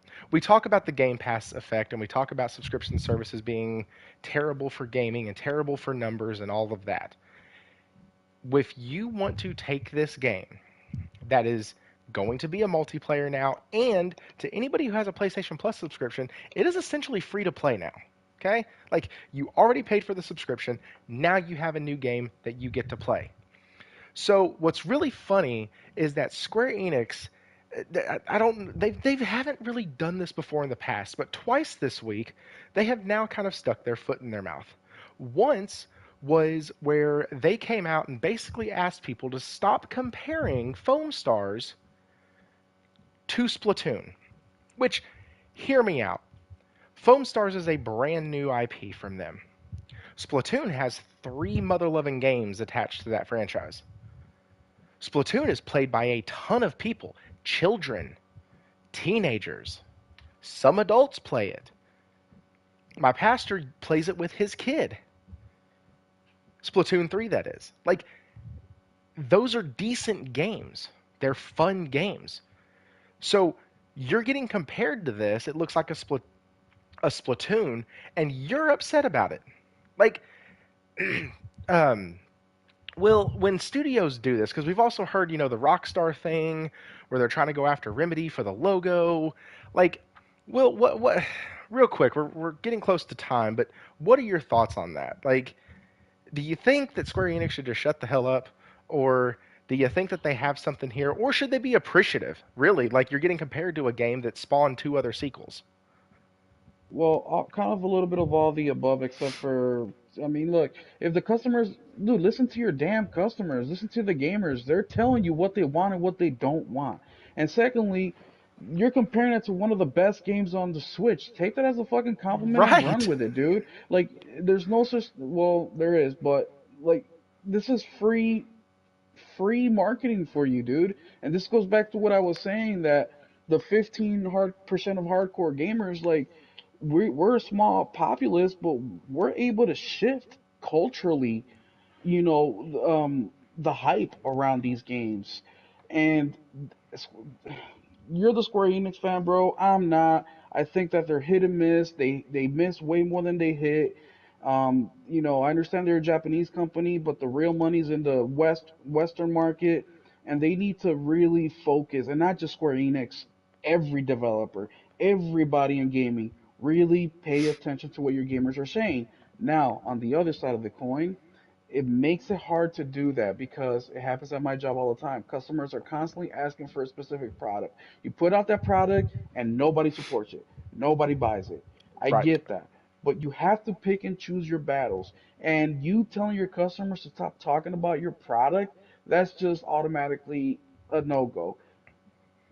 The only time that conversation should be had of a developer or one of these companies saying, "Hey, don't do that," if it's illegal or unethical. Besides that, shut the hell up. Let the gamers have the conversation. Worst case scenario, right? oh, dude, that looks like Splatoon. I'm not gonna play that shit. And then somebody overhears that, like, oh, there's a game that's like Splatoon on PlayStation. Let me check it out. That's So what you're gonna get out of that.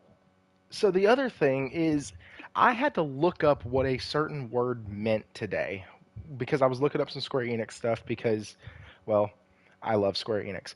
And so I was looking up stuff on them today and these two things came up and I had to look up what shipping meant on like social media platforms or within like media in general. And Or like apparently relationship. shipping, yeah, it means relationship. Hmm. And so, like, basically, what it is like, let's say you have your favorite TV series, okay? And let's take DBZ for example, because my kids and I are watching it right now. So, you have Bulma and You're Vegeta starting Dragon Ball Z? with my boys. I've seen the whole thing. I'm starting it with my boys. Um, and, but, Are you gonna let them watch Super? Have you watched Super? oh, absolutely, they're watching Super. And then after that, we're all gonna have a family movie night with uh, superhero or hero, superhero, hero, whatever it is. Uh, the DBZ movie that or the Super movie that came out last year or the year before. And so, no, I'm getting them all into that. But damn, train just fucking derailed. Um, Bulma and Vegeta, thank you. I looked at the things. So you look at Bulma and Vegeta and you're like, man, both of them have to get together. They have to get together. They're perfect for each other. And then fans start clamoring for that before that happens. That's what's called shipping. Or in a sitcom, you have a male protagonist and there's these two girls, one's his best friend for life and the other one's not, and like but there's chemistry there and so you like try to as a fan base say, "Oh, we want them together. We want them together."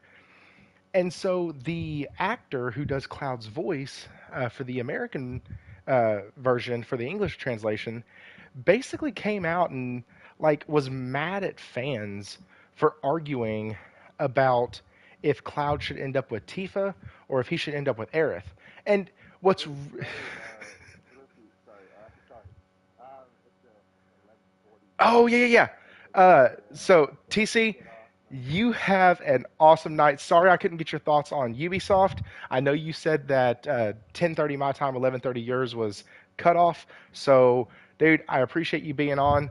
Uh, I know that everybody in my chat knows where they can find you, but just in case, where can they find you? I'm on most social platforms: Instagram, TCMF Games; YouTube, TCMF Games Official; and TCMF Games over on X; TCMF Games on Facebook. TikTok, I don't really care about that much. But yeah, I have a page there, but I don't really upload. But yeah, that's my platform. Awesome, man. Well, hey, I truly appreciate it, and yeah, I will get you on next time, and we'll try to figure out where the heck that mic issue is. So, yeah, man. All right, see you guys, Thrifty. All right, Later. All right, all man. right, Have a good night. bye bye. So, like, you have uh, you have these people who one of the things that tells me is it feels like this dude doesn't understand the franchise. One, because this is a discussion, this is an argument, this is a thing that's been going on since the original game on the PlayStation 1. The other thing is shut up. Like, they don't understand that people are talking about your game, right? People are And they should be talking about, blessed because that game sucks ass. well, I you played can the take your demo and it's opinion trash. and I will mute you. You can take your opinion, and that is not true. And I think you're going to really, really enjoy some of the combat upgrades that they've talked about, some of the other stuff they've done in You're talking Rebirth. about Foamstars, right? No, no, no, no. Talk about Final Fantasy. Oh no, I thought you were talking about Foamstars. I'm No, like, we. dude, This was Foamstars sucks another ass. Square Enix story where the American voice actor, or sorry, Yeah, the yeah, English with voice the actor, Tifa and the other girl. yeah, basically is getting frustrated with Stupid. fans for having an argument that we've been having for 25 years. Yeah, it's stupid. Even I'm having that argument, and I really don't like Final Fantasy. I'm like, dude, I don't know Tifa's hot, but the other girl's sweet. It's like, but that's what you want, dude. That's exactly what you want. You want that discord because that's where opportunity comes. You know what I'm saying? Like, what is stopping Square Enix um to expanding Final Fantasy VII to TV, to movie? You know what I'm saying? Like you need that conversation. You need people getting hyped for stuff like that. And for him to come out and say that just shows how simple-minded he is and Square Enix is. Dude, I'm telling you, and it that's what it tells me is that they don't know the franchise. Like this guy doesn't know this No. community. He might It's like understand the he literally source got material. only his lines. That's it. Right. Well, and to be fair, he might understand the source material. Maybe he played the game in preparation for this. Maybe he talked to some of the He didn't play developers, some that, of the dude. writers, all this other stuff, but he doesn't sound like he understands the community. And if there's one thing I've always said about the Final Fantasy VII community is it's toxic as hell. Thrifty, Like it's not it's even about gaming, and it's this is in general thing. People do this with like Jennifer Aniston and Angelina Jolie. When like they were dating and shit, people were shipping Brad Pitt and Angelina or Jennifer sure. Aniston and Brad Pitt. They do it with TV shows all the time. Taylor Swift and the Kansas City Player. Like this is nothing new. This is just in culture. This is in pop culture. This is it's just ridiculous, and to it's just to me that screams elitism. That's what that screams to me. You know better than the gamer. You know better than the consumer. You don't like it. I say this.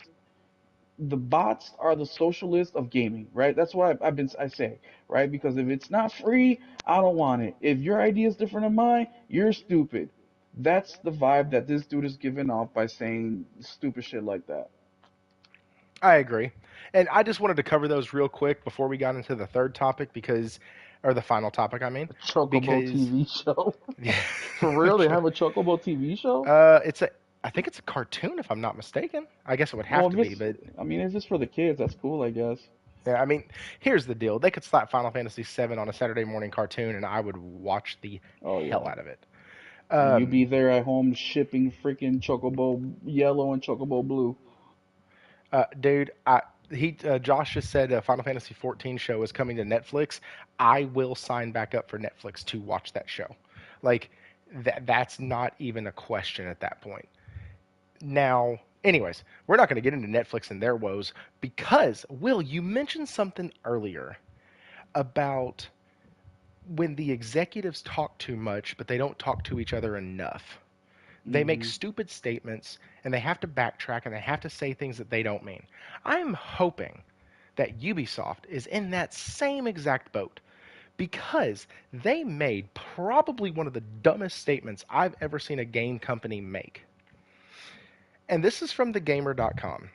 Ubisoft exec says gamers need to get comfortable with not owning their games.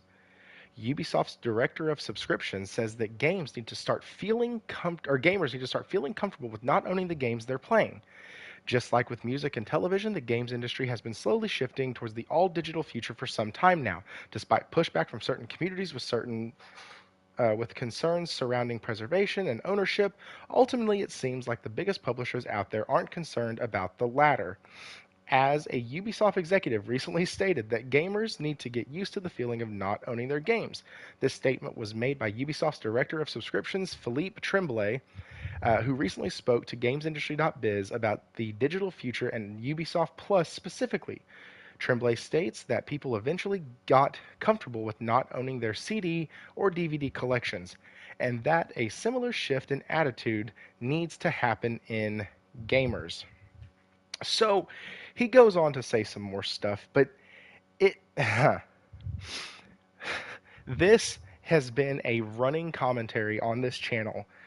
Will has been pushing this, and I am kind of a culprit of the other side.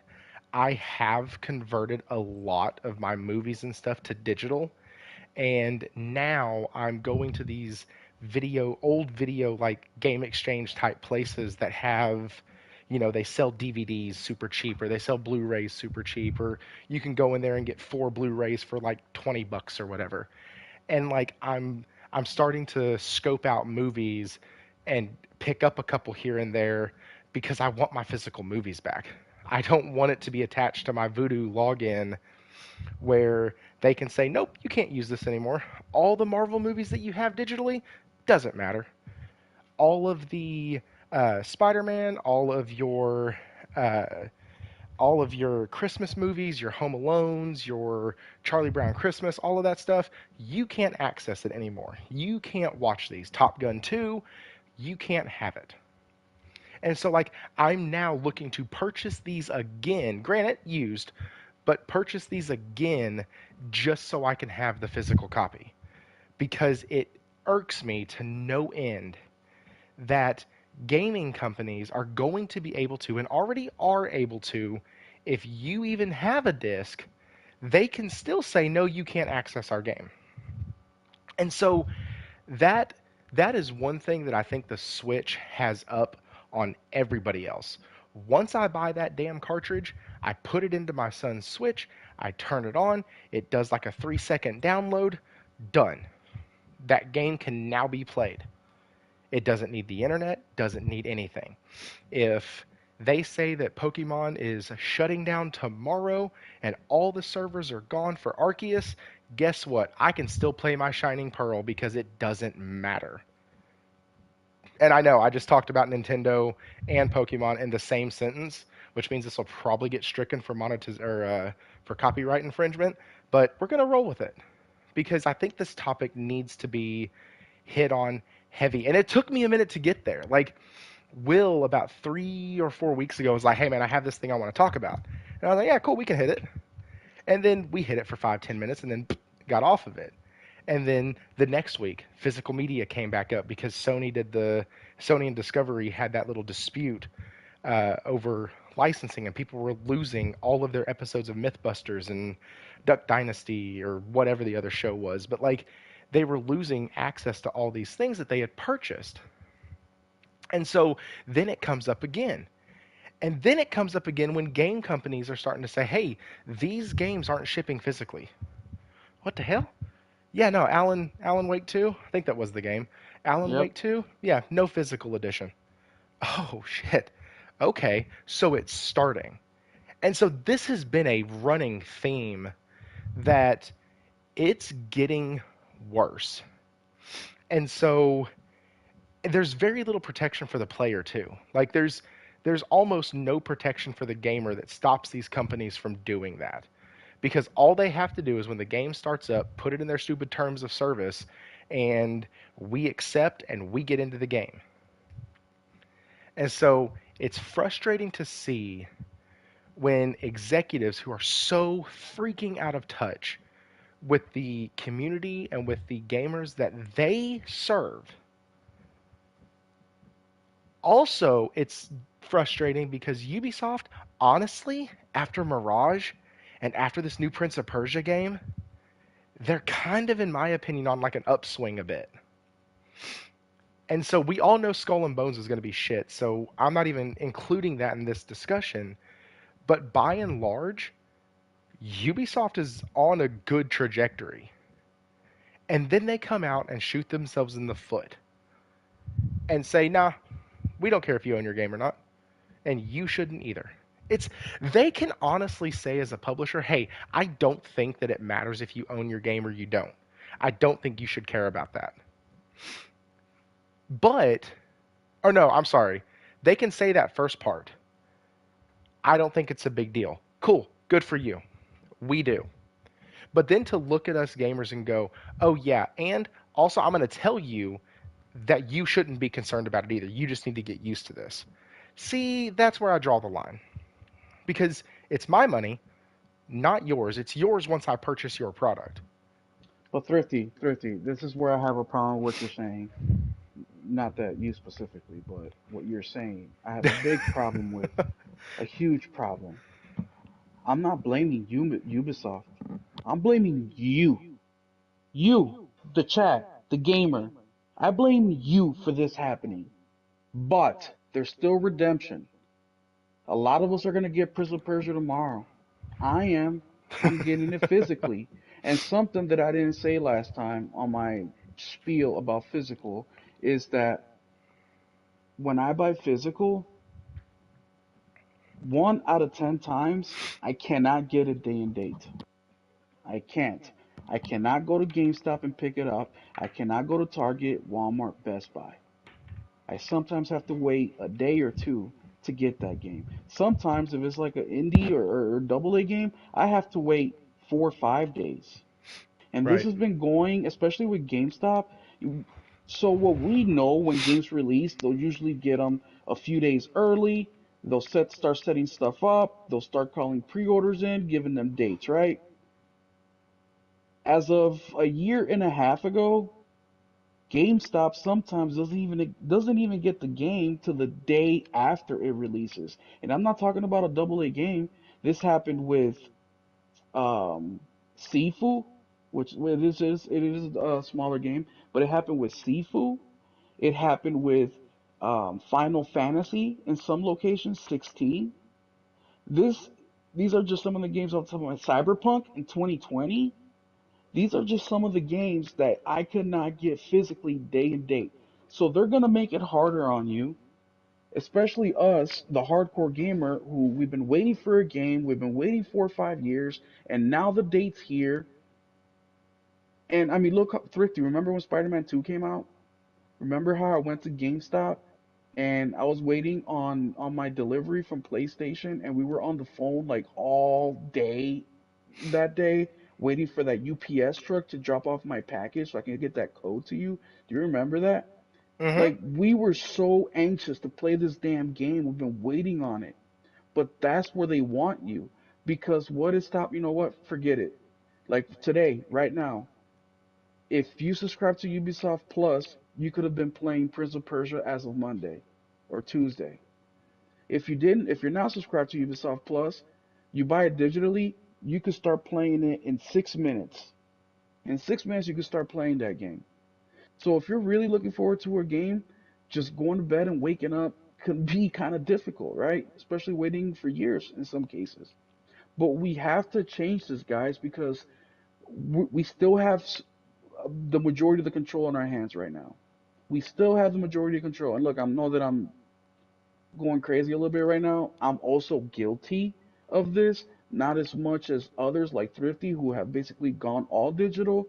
There are still some digital games that I get, but 99% of the time I'm waiting.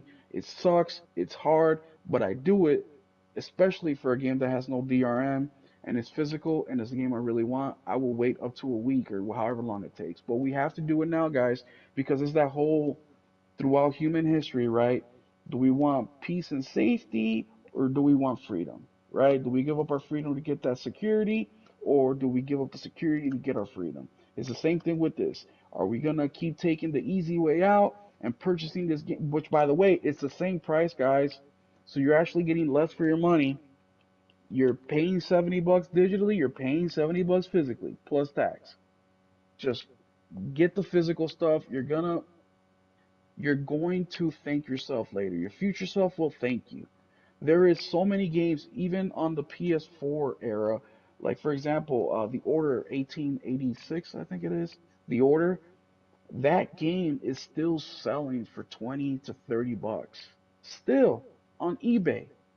So imagine you purchase a game 5, 10 years later, which is something I spoke about in the podcast, is something happens where you really need some money, you have your physical media. You can at least get something back.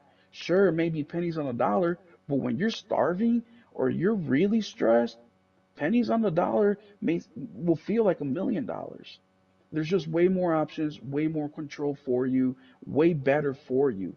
Do the hard thing now to get the benefit later. Man, I completely agree. I really do. Like, there's not much that can be added to that. I think that I really did enjoy the convenience and everything, and I was like, yeah, I own this. Of course, I paid for it. And then when I got deeper in to kind of the weeds of like gaming and the weeds of like movies and stuff like that, I was into like the pre-production, post-production, distribution, like all that stuff fascinated me about movies long before it did video games.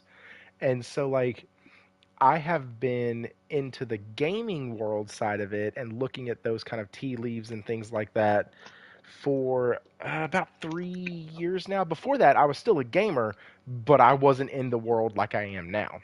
Yeah. And when you start seeing like, oh, that's some shady shit. Oh, That's some shady shit. Oh, hey, look, there's more over here. I mean, they're And telling you ahead of time. They're laying out the game plan for you. And one more thing I want to say, Thrifty, this will be quick, but if you're a socially conscious person, right? I mean, we all try to be a little bit, be nice to your neighbor, help out, be friendly, whatever. You know, you see homeless, maybe give them some cash if you have it. If you're a social, person, regarding the benefit of social culture, what better than physical media? How many mom and pop shop will have work? How many people will be employed to be able to sell? And it's a huge market, guys. So there's more benefits than just I have it. This actually goes into the economics of video games. There's a lot of people out there that, just like me and Thrifty, I mean, we don't get paid for this. We get paid with being able to share our thoughts with like-minded people, and that's how we receive our rewards. And hopefully, Thrifty can get his subscriber count up, and that way he can reinvest into the show and make it a much better show for you guys, of much better quality. And yeah, that's great, but the economics that goes behind it all. If we keep going digitally, the only pockets that are going to get fatter are these corporations and are at our expense. You know what I'm saying? Like all we get is that experience and that's it. There's nothing we can do with it except share it with our friends and family in the same household. They're the ones that are going to keep getting paid no matter what. I'm sorry, I didn't mean to cut you off no, there, you're but fine. Some housekeeping real quick. We had 2 new subs tonight. Thank you for subbing to the channel, Zero Steel. And if you're the other one that subbed, go ahead and just put that down because your name didn't pop up as a subscriber. And so, really appreciate that, though, guys. Um, no, I've in the chat, Warawana said you convinced me, and you kind of did. Like, I've been watching it happen and I've been like, no, it's never going to happen. It's never going to happen. I've heard the rumors, it's never going to happen. It's never going to happen. And then last year alone, we saw it happen like 4 times where you go out, you buy the disc, you buy the physical, you go home, you download it, you put in Babylon's Fall. God bless your soul if you install it. actually purchase that. You install the game, it's now on your PS5. You get into it, you're playing it.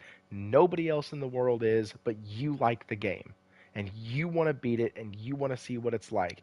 Another game comes out, something happens, it takes you a little bit to get back to it. All of a sudden, hey, guess what? It's shut down. You can't access it anymore.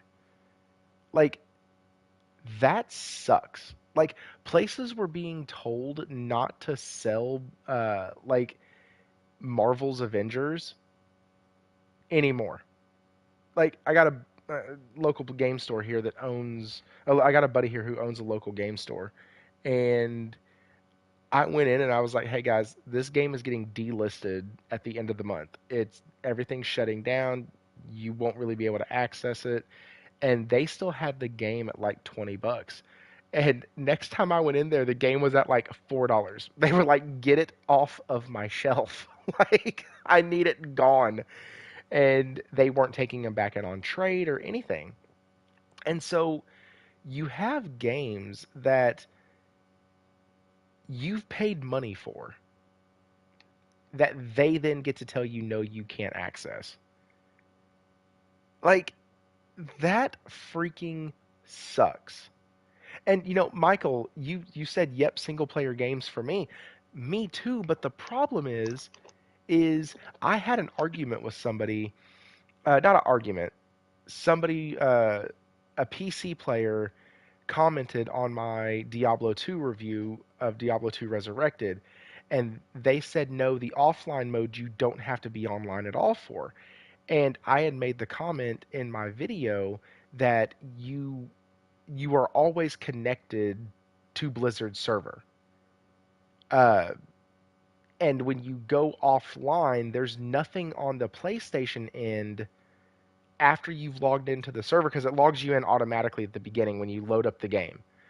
There's nothing that says when I'm offline that I'm not still connected to the server. It says that people can't join my game, I can't have parties in there and stuff like that. I'm playing a solo experience, but it never says clearly that, hey, I'm disconnected. And he was like, oh, dude, that's weird. On the PC, it does. Like, these are like, And so there are games that have single player elements and multiplayer elements that are having you log in at the beginning of the game. I think, um, oh crud, there's another company that does the same thing. I remember I had to do it to play a game last year where I had to log in, make an account, and then I was able to play the game. Or like Diablo. No, it wasn't BlizzNet because I already have that one. I had to make a new one.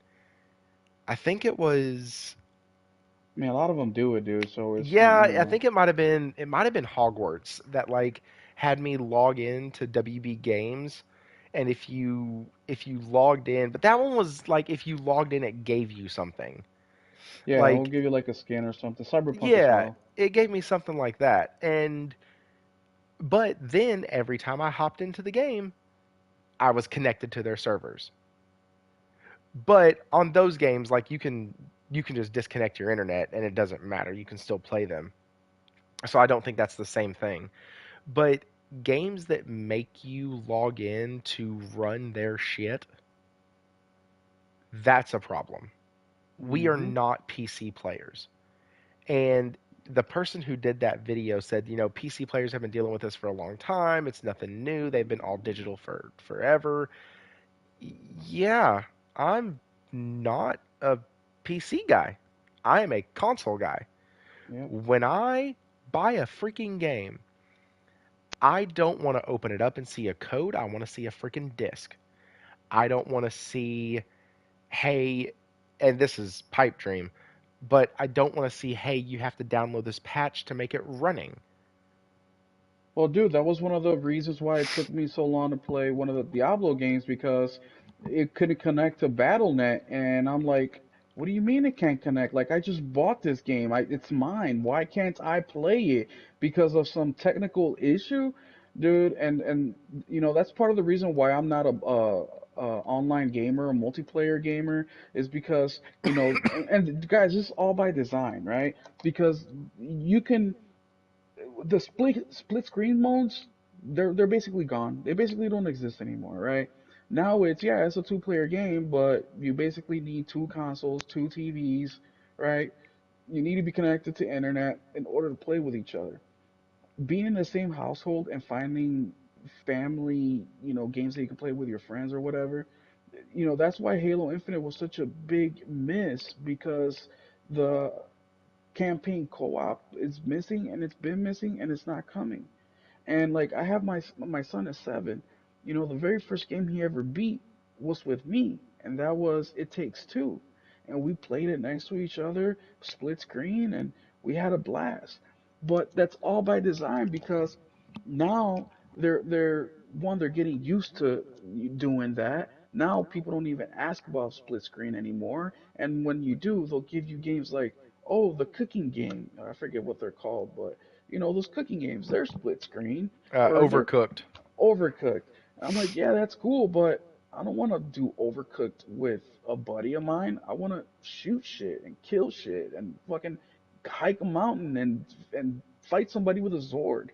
How badass would Ghost of Tsushima be with a co-op with your buddy right next to you, or your wife, or your girlfriend, or your kids? So they're expecting. That's why I feel no mercy, no empathy, no nothing for these companies that are saying, oh, these games are expensive, blah blah. Oh, you weren't saying that when in '95 you made Super Mario and it cost you $500,000 and you sold the game for $60, $50, which in today's money is worth $120, and you were making $500 million on this shit. You weren't saying shit now, and now it's my fault because you didn't prepare for the future?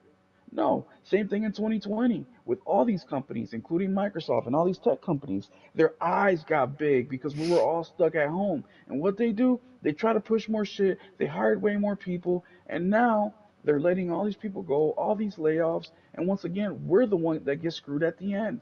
This goes with everything, man. If anything seems too convenient, it's gonna hurt you in the long run. And I'm actually glad that this is happening because we still have control. We still can all decide tomorrow, hey, Prince of Persia, I'm gonna cancel my pre-order on PlayStation and I'm gonna go ahead and buy it physically, even if I have to wait a day. Which, by the way, guys, I pre-order mine on Amazon. It's expected to be here tomorrow in the afternoon. All right, right when I get home from work, it should be on my doorstep.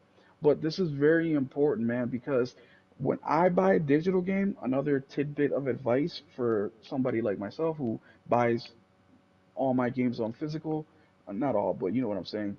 Whenever I buy a game digitally, it's like I'm gambling at the casino. I don't go to the casino expecting to win. I go to the casino to have fun, and that money that I spent there is lost. All right, that's my entry fee. So if I take $200 for me to play blackjack, which I don't do, I haven't been to the casino in 2 or 3 years, but if I do, that money is just when it's gonna be spent. I'm not gonna go there hoping that I flip it and make 250. No, it's just $200. That's my fun money, and then I'll come home. I had a great time. I'm $200 broke, broker or cheap or less light in my pocket, but hey, I had a good time. That's the way that I see with digital game. Whenever I push the X on my controller to buy that digital game online, in my mind, I'm telling myself, well, this is a one-time experience, and anything after that is a benefit. It's a bonus. Yeah. So like it's yeah. Like there's nothing else to say about that except Ubisoft needs to get their head out of their ass. Um, And and Ubisoft just said the loud part, or or the they said what the is it, the quiet part loud out part out loud. loud. Yes, that's all they did, bro. But it's the same That's shit it. with everybody. They're all thinking the same. Even Helldivers 2, I bought physical. Well, Will, why you buy it physical? It's an online game. It doesn't fucking matter because I at least want it in my fucking hand, so I can at least say I own the game. You turned this shit off, but here's my copy. Here's my $40 that I spent on it. And it's just a little bit of justification. So even if I can get a online game, which I don't buy very often, but if I can get one, I try to get it physically. Also, and before I finish up with that, in my opinion, if it's an online only game, then it should be free to play. It should be free to play. If you're only going to put the game where you can only play it where it's online, then put it up there with Fortnite and everything else that's free to play. And I think that's one way we could start to earn the customers' um, trust a little bit back. Hey, free to play because you can only play it online, and there's so I'll stop there. But there's just so much shit that needs to be reworked. But it's a business, so how do we fix this, right, Thrifty? How do we get more protection for the gamer? Well, we can only do so much with our wallet, right? We can stop buying games, but we really don't want to do that because we're gamers. We love games. So, what do we do to protect ourselves? One, physically is the biggest way that you can do that. Buying physical games, making a stink if it has some sort of DRM or some sort of security where you need to check online every whatever period to make sure that the licensing, whatever, we need to make a big deal whenever that comes out, right?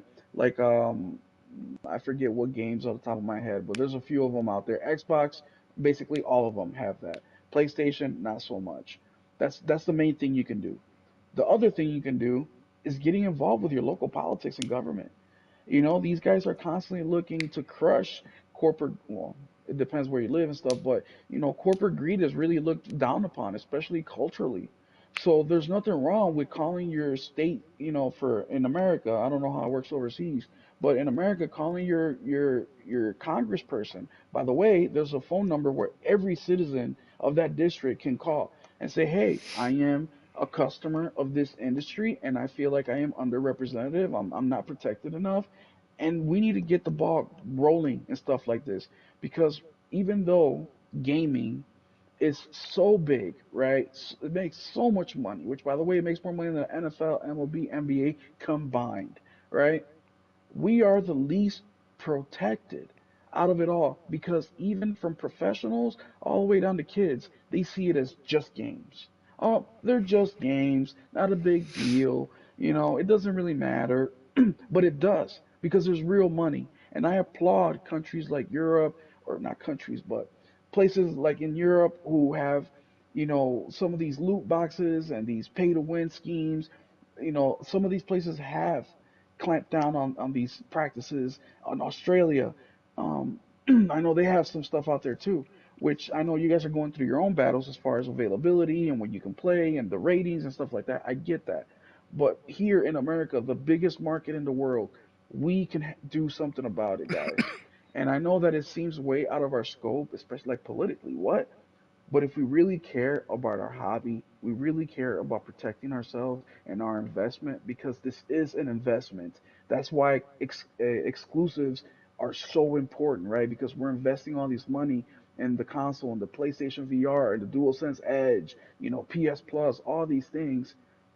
There's nothing wrong with maybe taking a couple minutes of your day, dig in and look a little bit of information, and keep doing that every here and there till you gather enough information to feel confident to pick up that call and talk to your congressperson, your senator, and be like, hey guys, this is the situation.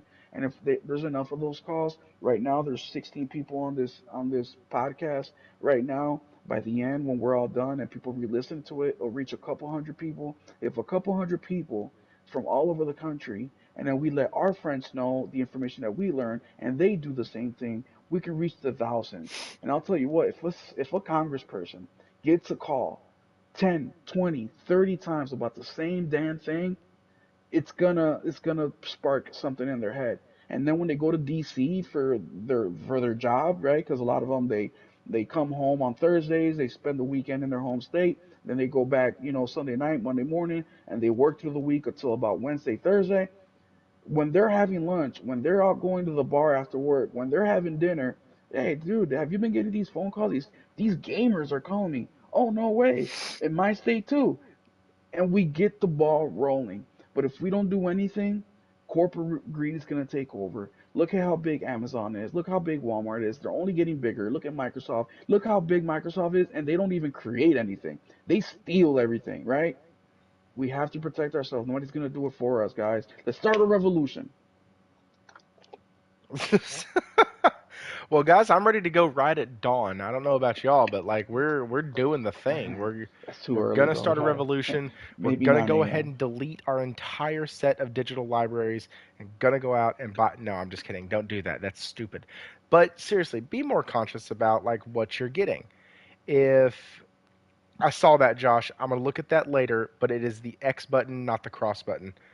Uh, Yes, it is the next button. it's an X. Wait, Square, Josh said it's a triangle, cross circle, button. X. Josh says cross button. I thought he was trolling at one point. Josh, I am He a is little not disappointed trolling. in this.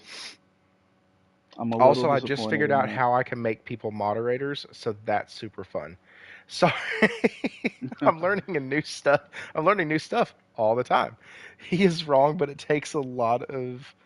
Uh, he's not wrong, but it takes a lot of. Yeah, and that's the thing. You got to be smarter with your purchases. And this is coming from a guy who has Final Fantasy VII Rebirth pre-ordered digitally. So like, let's not. Cancel that. Right. I'm not saying that I need to cancel that and go buy it physical. But you Because should. one of the cool things about the contracts and everything is that game is going to, the license for me to access that game is going to expire long after I'm dead, unless No, they we find a get that, way. Thirsty, but that's not the point. It's The not the point is point, we have to right? start. And See, you're I, making excuses again. right, no, no, no, no. I'm not making excuses. I'm just saying if you have something pre-ordered, don't cancel it. But maybe next time, just think like, hey, can I get this digitally? Or I'm sorry, can I get this physically? Physically. And then go one better. Hey, does my game store that's not named GameStop, can I get it from them? Because that helps your local store as well.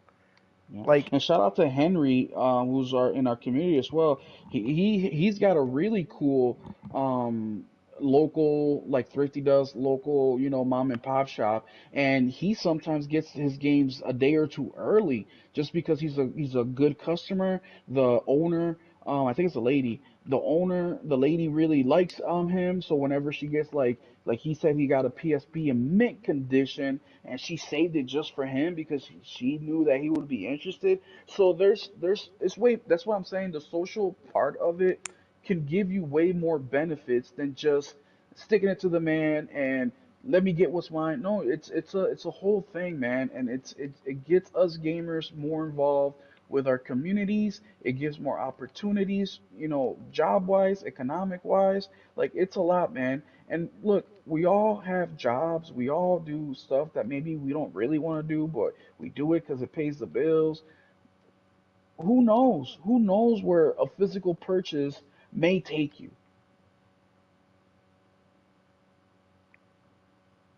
Hello. Yeah, Okay. I thought you were revving back up, so I was like, dang, here we go almost, again. almost. But I But stopped so myself. one of the things that Warawana put in the chat was he meant it as a joke, but he said in case they run out of digital copies, like it's which they're never going to run out of digital copies. Oh, That's the yeah, they joke. do. Oh, never mind. That's physical because now when you order a special edition or a collector's edition, you don't get the disc. No, it comes with a code. Yes, But that's why I stopped buying them. Spider-Man 2 was my last one. I will not buy another one unless it has a physical copy. And that's so gonna hurt me. back in the day, though, and I say back in the day, it was just last year. Um, Back in my day, back in my day, I had to order Hogwarts Legacy because I had to get it digitally because I couldn't find the damn it game was sold out. physically. It was Yep. sold out everywhere, and I held on for about a week trying to find it, trying to see, and then I kept seeing videos posted about it and all this other stuff, and I'm like, damn it, this game is going to get spoiled for me if I don't get it soon. And I didn't want a brand new story set in a world that I love ruined. And so like and I didn't know if I was going to like the gameplay, so at this point I was going into it only for the story, right?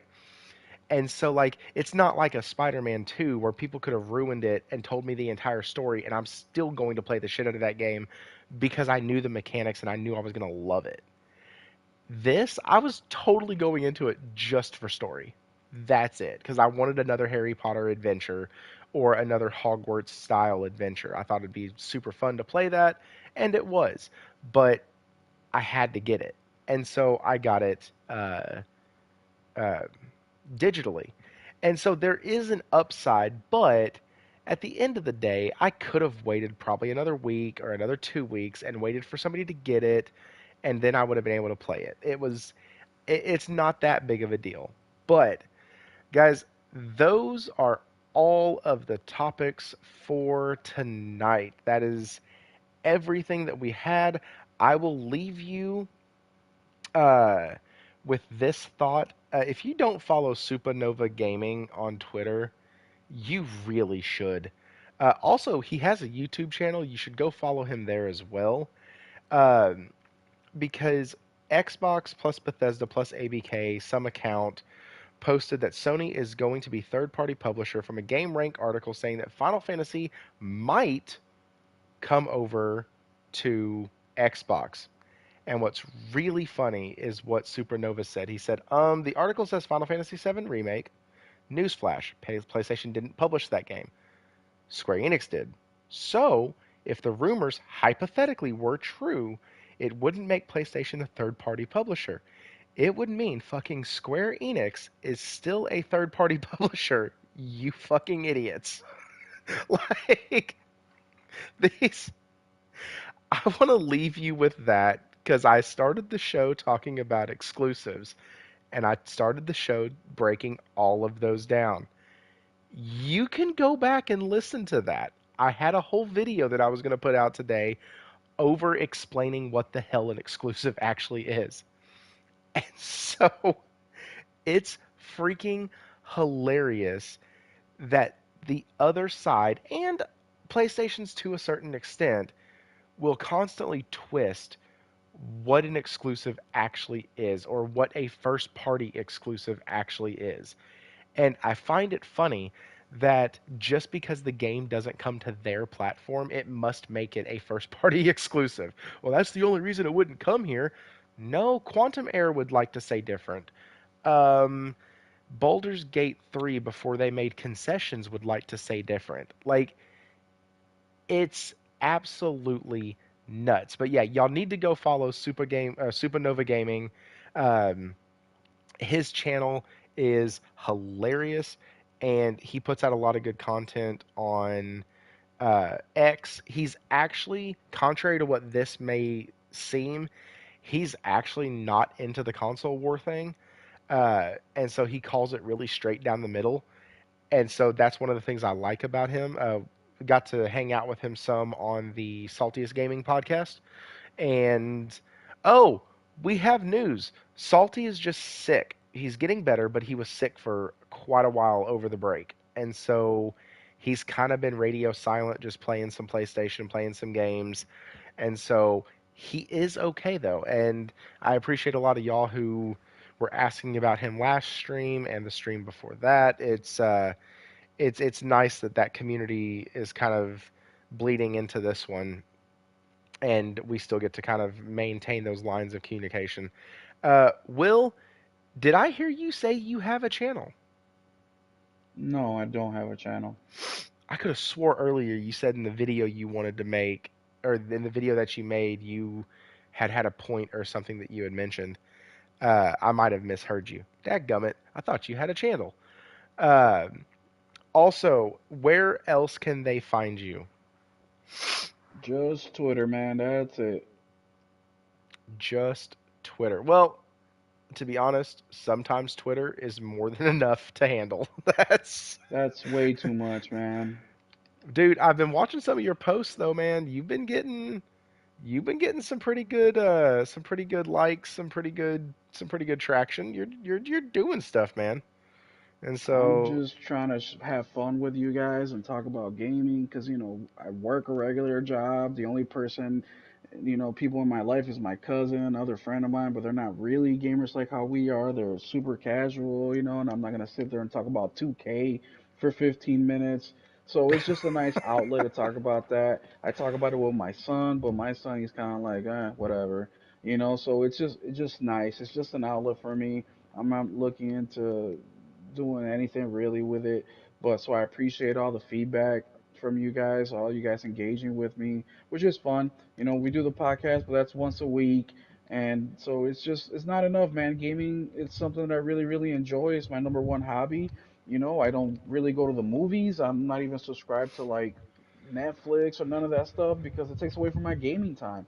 The only reason I don't have more gaming time is because I go on vacation. I take my kid to the park. We go shopping. There's other shit that I do for him. But if I could stick all my time into gaming, I would. I wanna have a girlfriend. I wanna do these things. So unfortunately, those things get in the way, which is fine. But I really love gaming. I invest a lot in gaming of time, money, and it's just something that I really love. So to be able to talk about it with you guys or with anybody, and for that matter, it's just really fun. So I appreciate all you guys. I think God's preparing you to marry an Xbox casual gamer because Hey, you that's already cool, have the dude. systems, you've played all their backlogs now, and this is all setting you up to meet that one person where their fatal flaw is that they don't know quality. I actually don't want a gamer girlfriend just because then we both will be in our dungeon, right? We'd be waking up like 4 days later with chips all in our face, and we're like, "Whoa, like, did you get past Baldur Gate Act 2? Like, oh, I'm almost there." Like that would just be terrible, Like I have a hard time disciplining myself. Like I lost so much sleep on a weekly basis just because I'm like, "Oh, one more level, one more boss." It's just like, like, dude, That's you got so to be up in true. 5 hours. Like, come on, dude. What are you doing? Speaking of that, guys, a couple things to look out for this month. RE2 is on PlayStation Plus Extra. Legend of Mana and Secret of Mana are on PlayStation Plus Premium. And then Tiny Tina's Wonderland, I'm going to be doing a review for that game. Uh, but if you're not into the review side of it, I know there's not a lot of crossover between who watches my reviews and who actually is here at the show. But I will be doing a review over that because that game has completely surprised me, and I should have given it much more of an opportunity when it came out, but because it was attached to the Borderlands franchise and I wasn't a huge fan of Borderlands, I just wrote it off completely. Uh, but it's fantastic. If you're in the D&D community at all, you will absolutely find this game hysterical. I And find it's a cool myself shooter. It is a really cool shooter. Good quality. Really, really cool shooter. I have about 6.5 hours into it. I actually was going to have it on in the background tonight, but I didn't want it to affect my playtime on it, so I didn't do that because I want to see how long it takes me to beat it. Because one of the things that kept me from it is that a lot of folks said it was a super, super short game, but I already have 7 hours into it, so unless I'm getting close to the end, I don't see how this game is short. Like it's past the short mark of like a 6 hour game, like The Order. It's past that. It's it's now getting into the territory of, oh, cool. We're gonna have a little bit of meat on the bone, 10 to 12 hour game. And then if it goes past that, then you get into the point of holy crud, there's actually some really cool stuff you can do. And then anything over that, I consider those JRPGs, and that's really like if you're not a JRPG or if you're not a ARPG, then I don't really think you need to be that massive.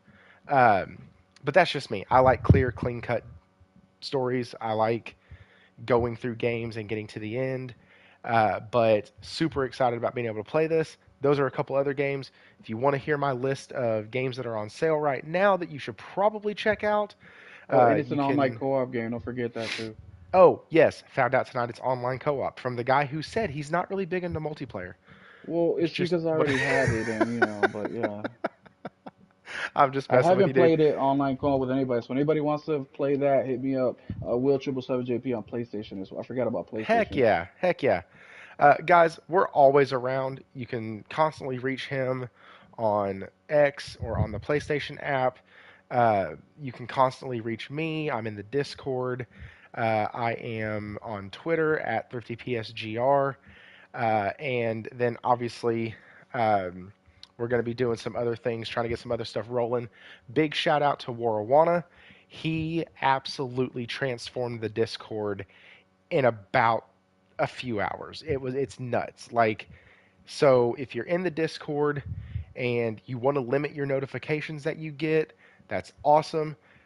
You can now just have one app that kind of tells you everything now because my Twitter and my YouTube are both linked into the Discord now. So whenever I post new content, you automatically get an update on there that lets you know, hey, Thrifty's posted something new. You can go watch it.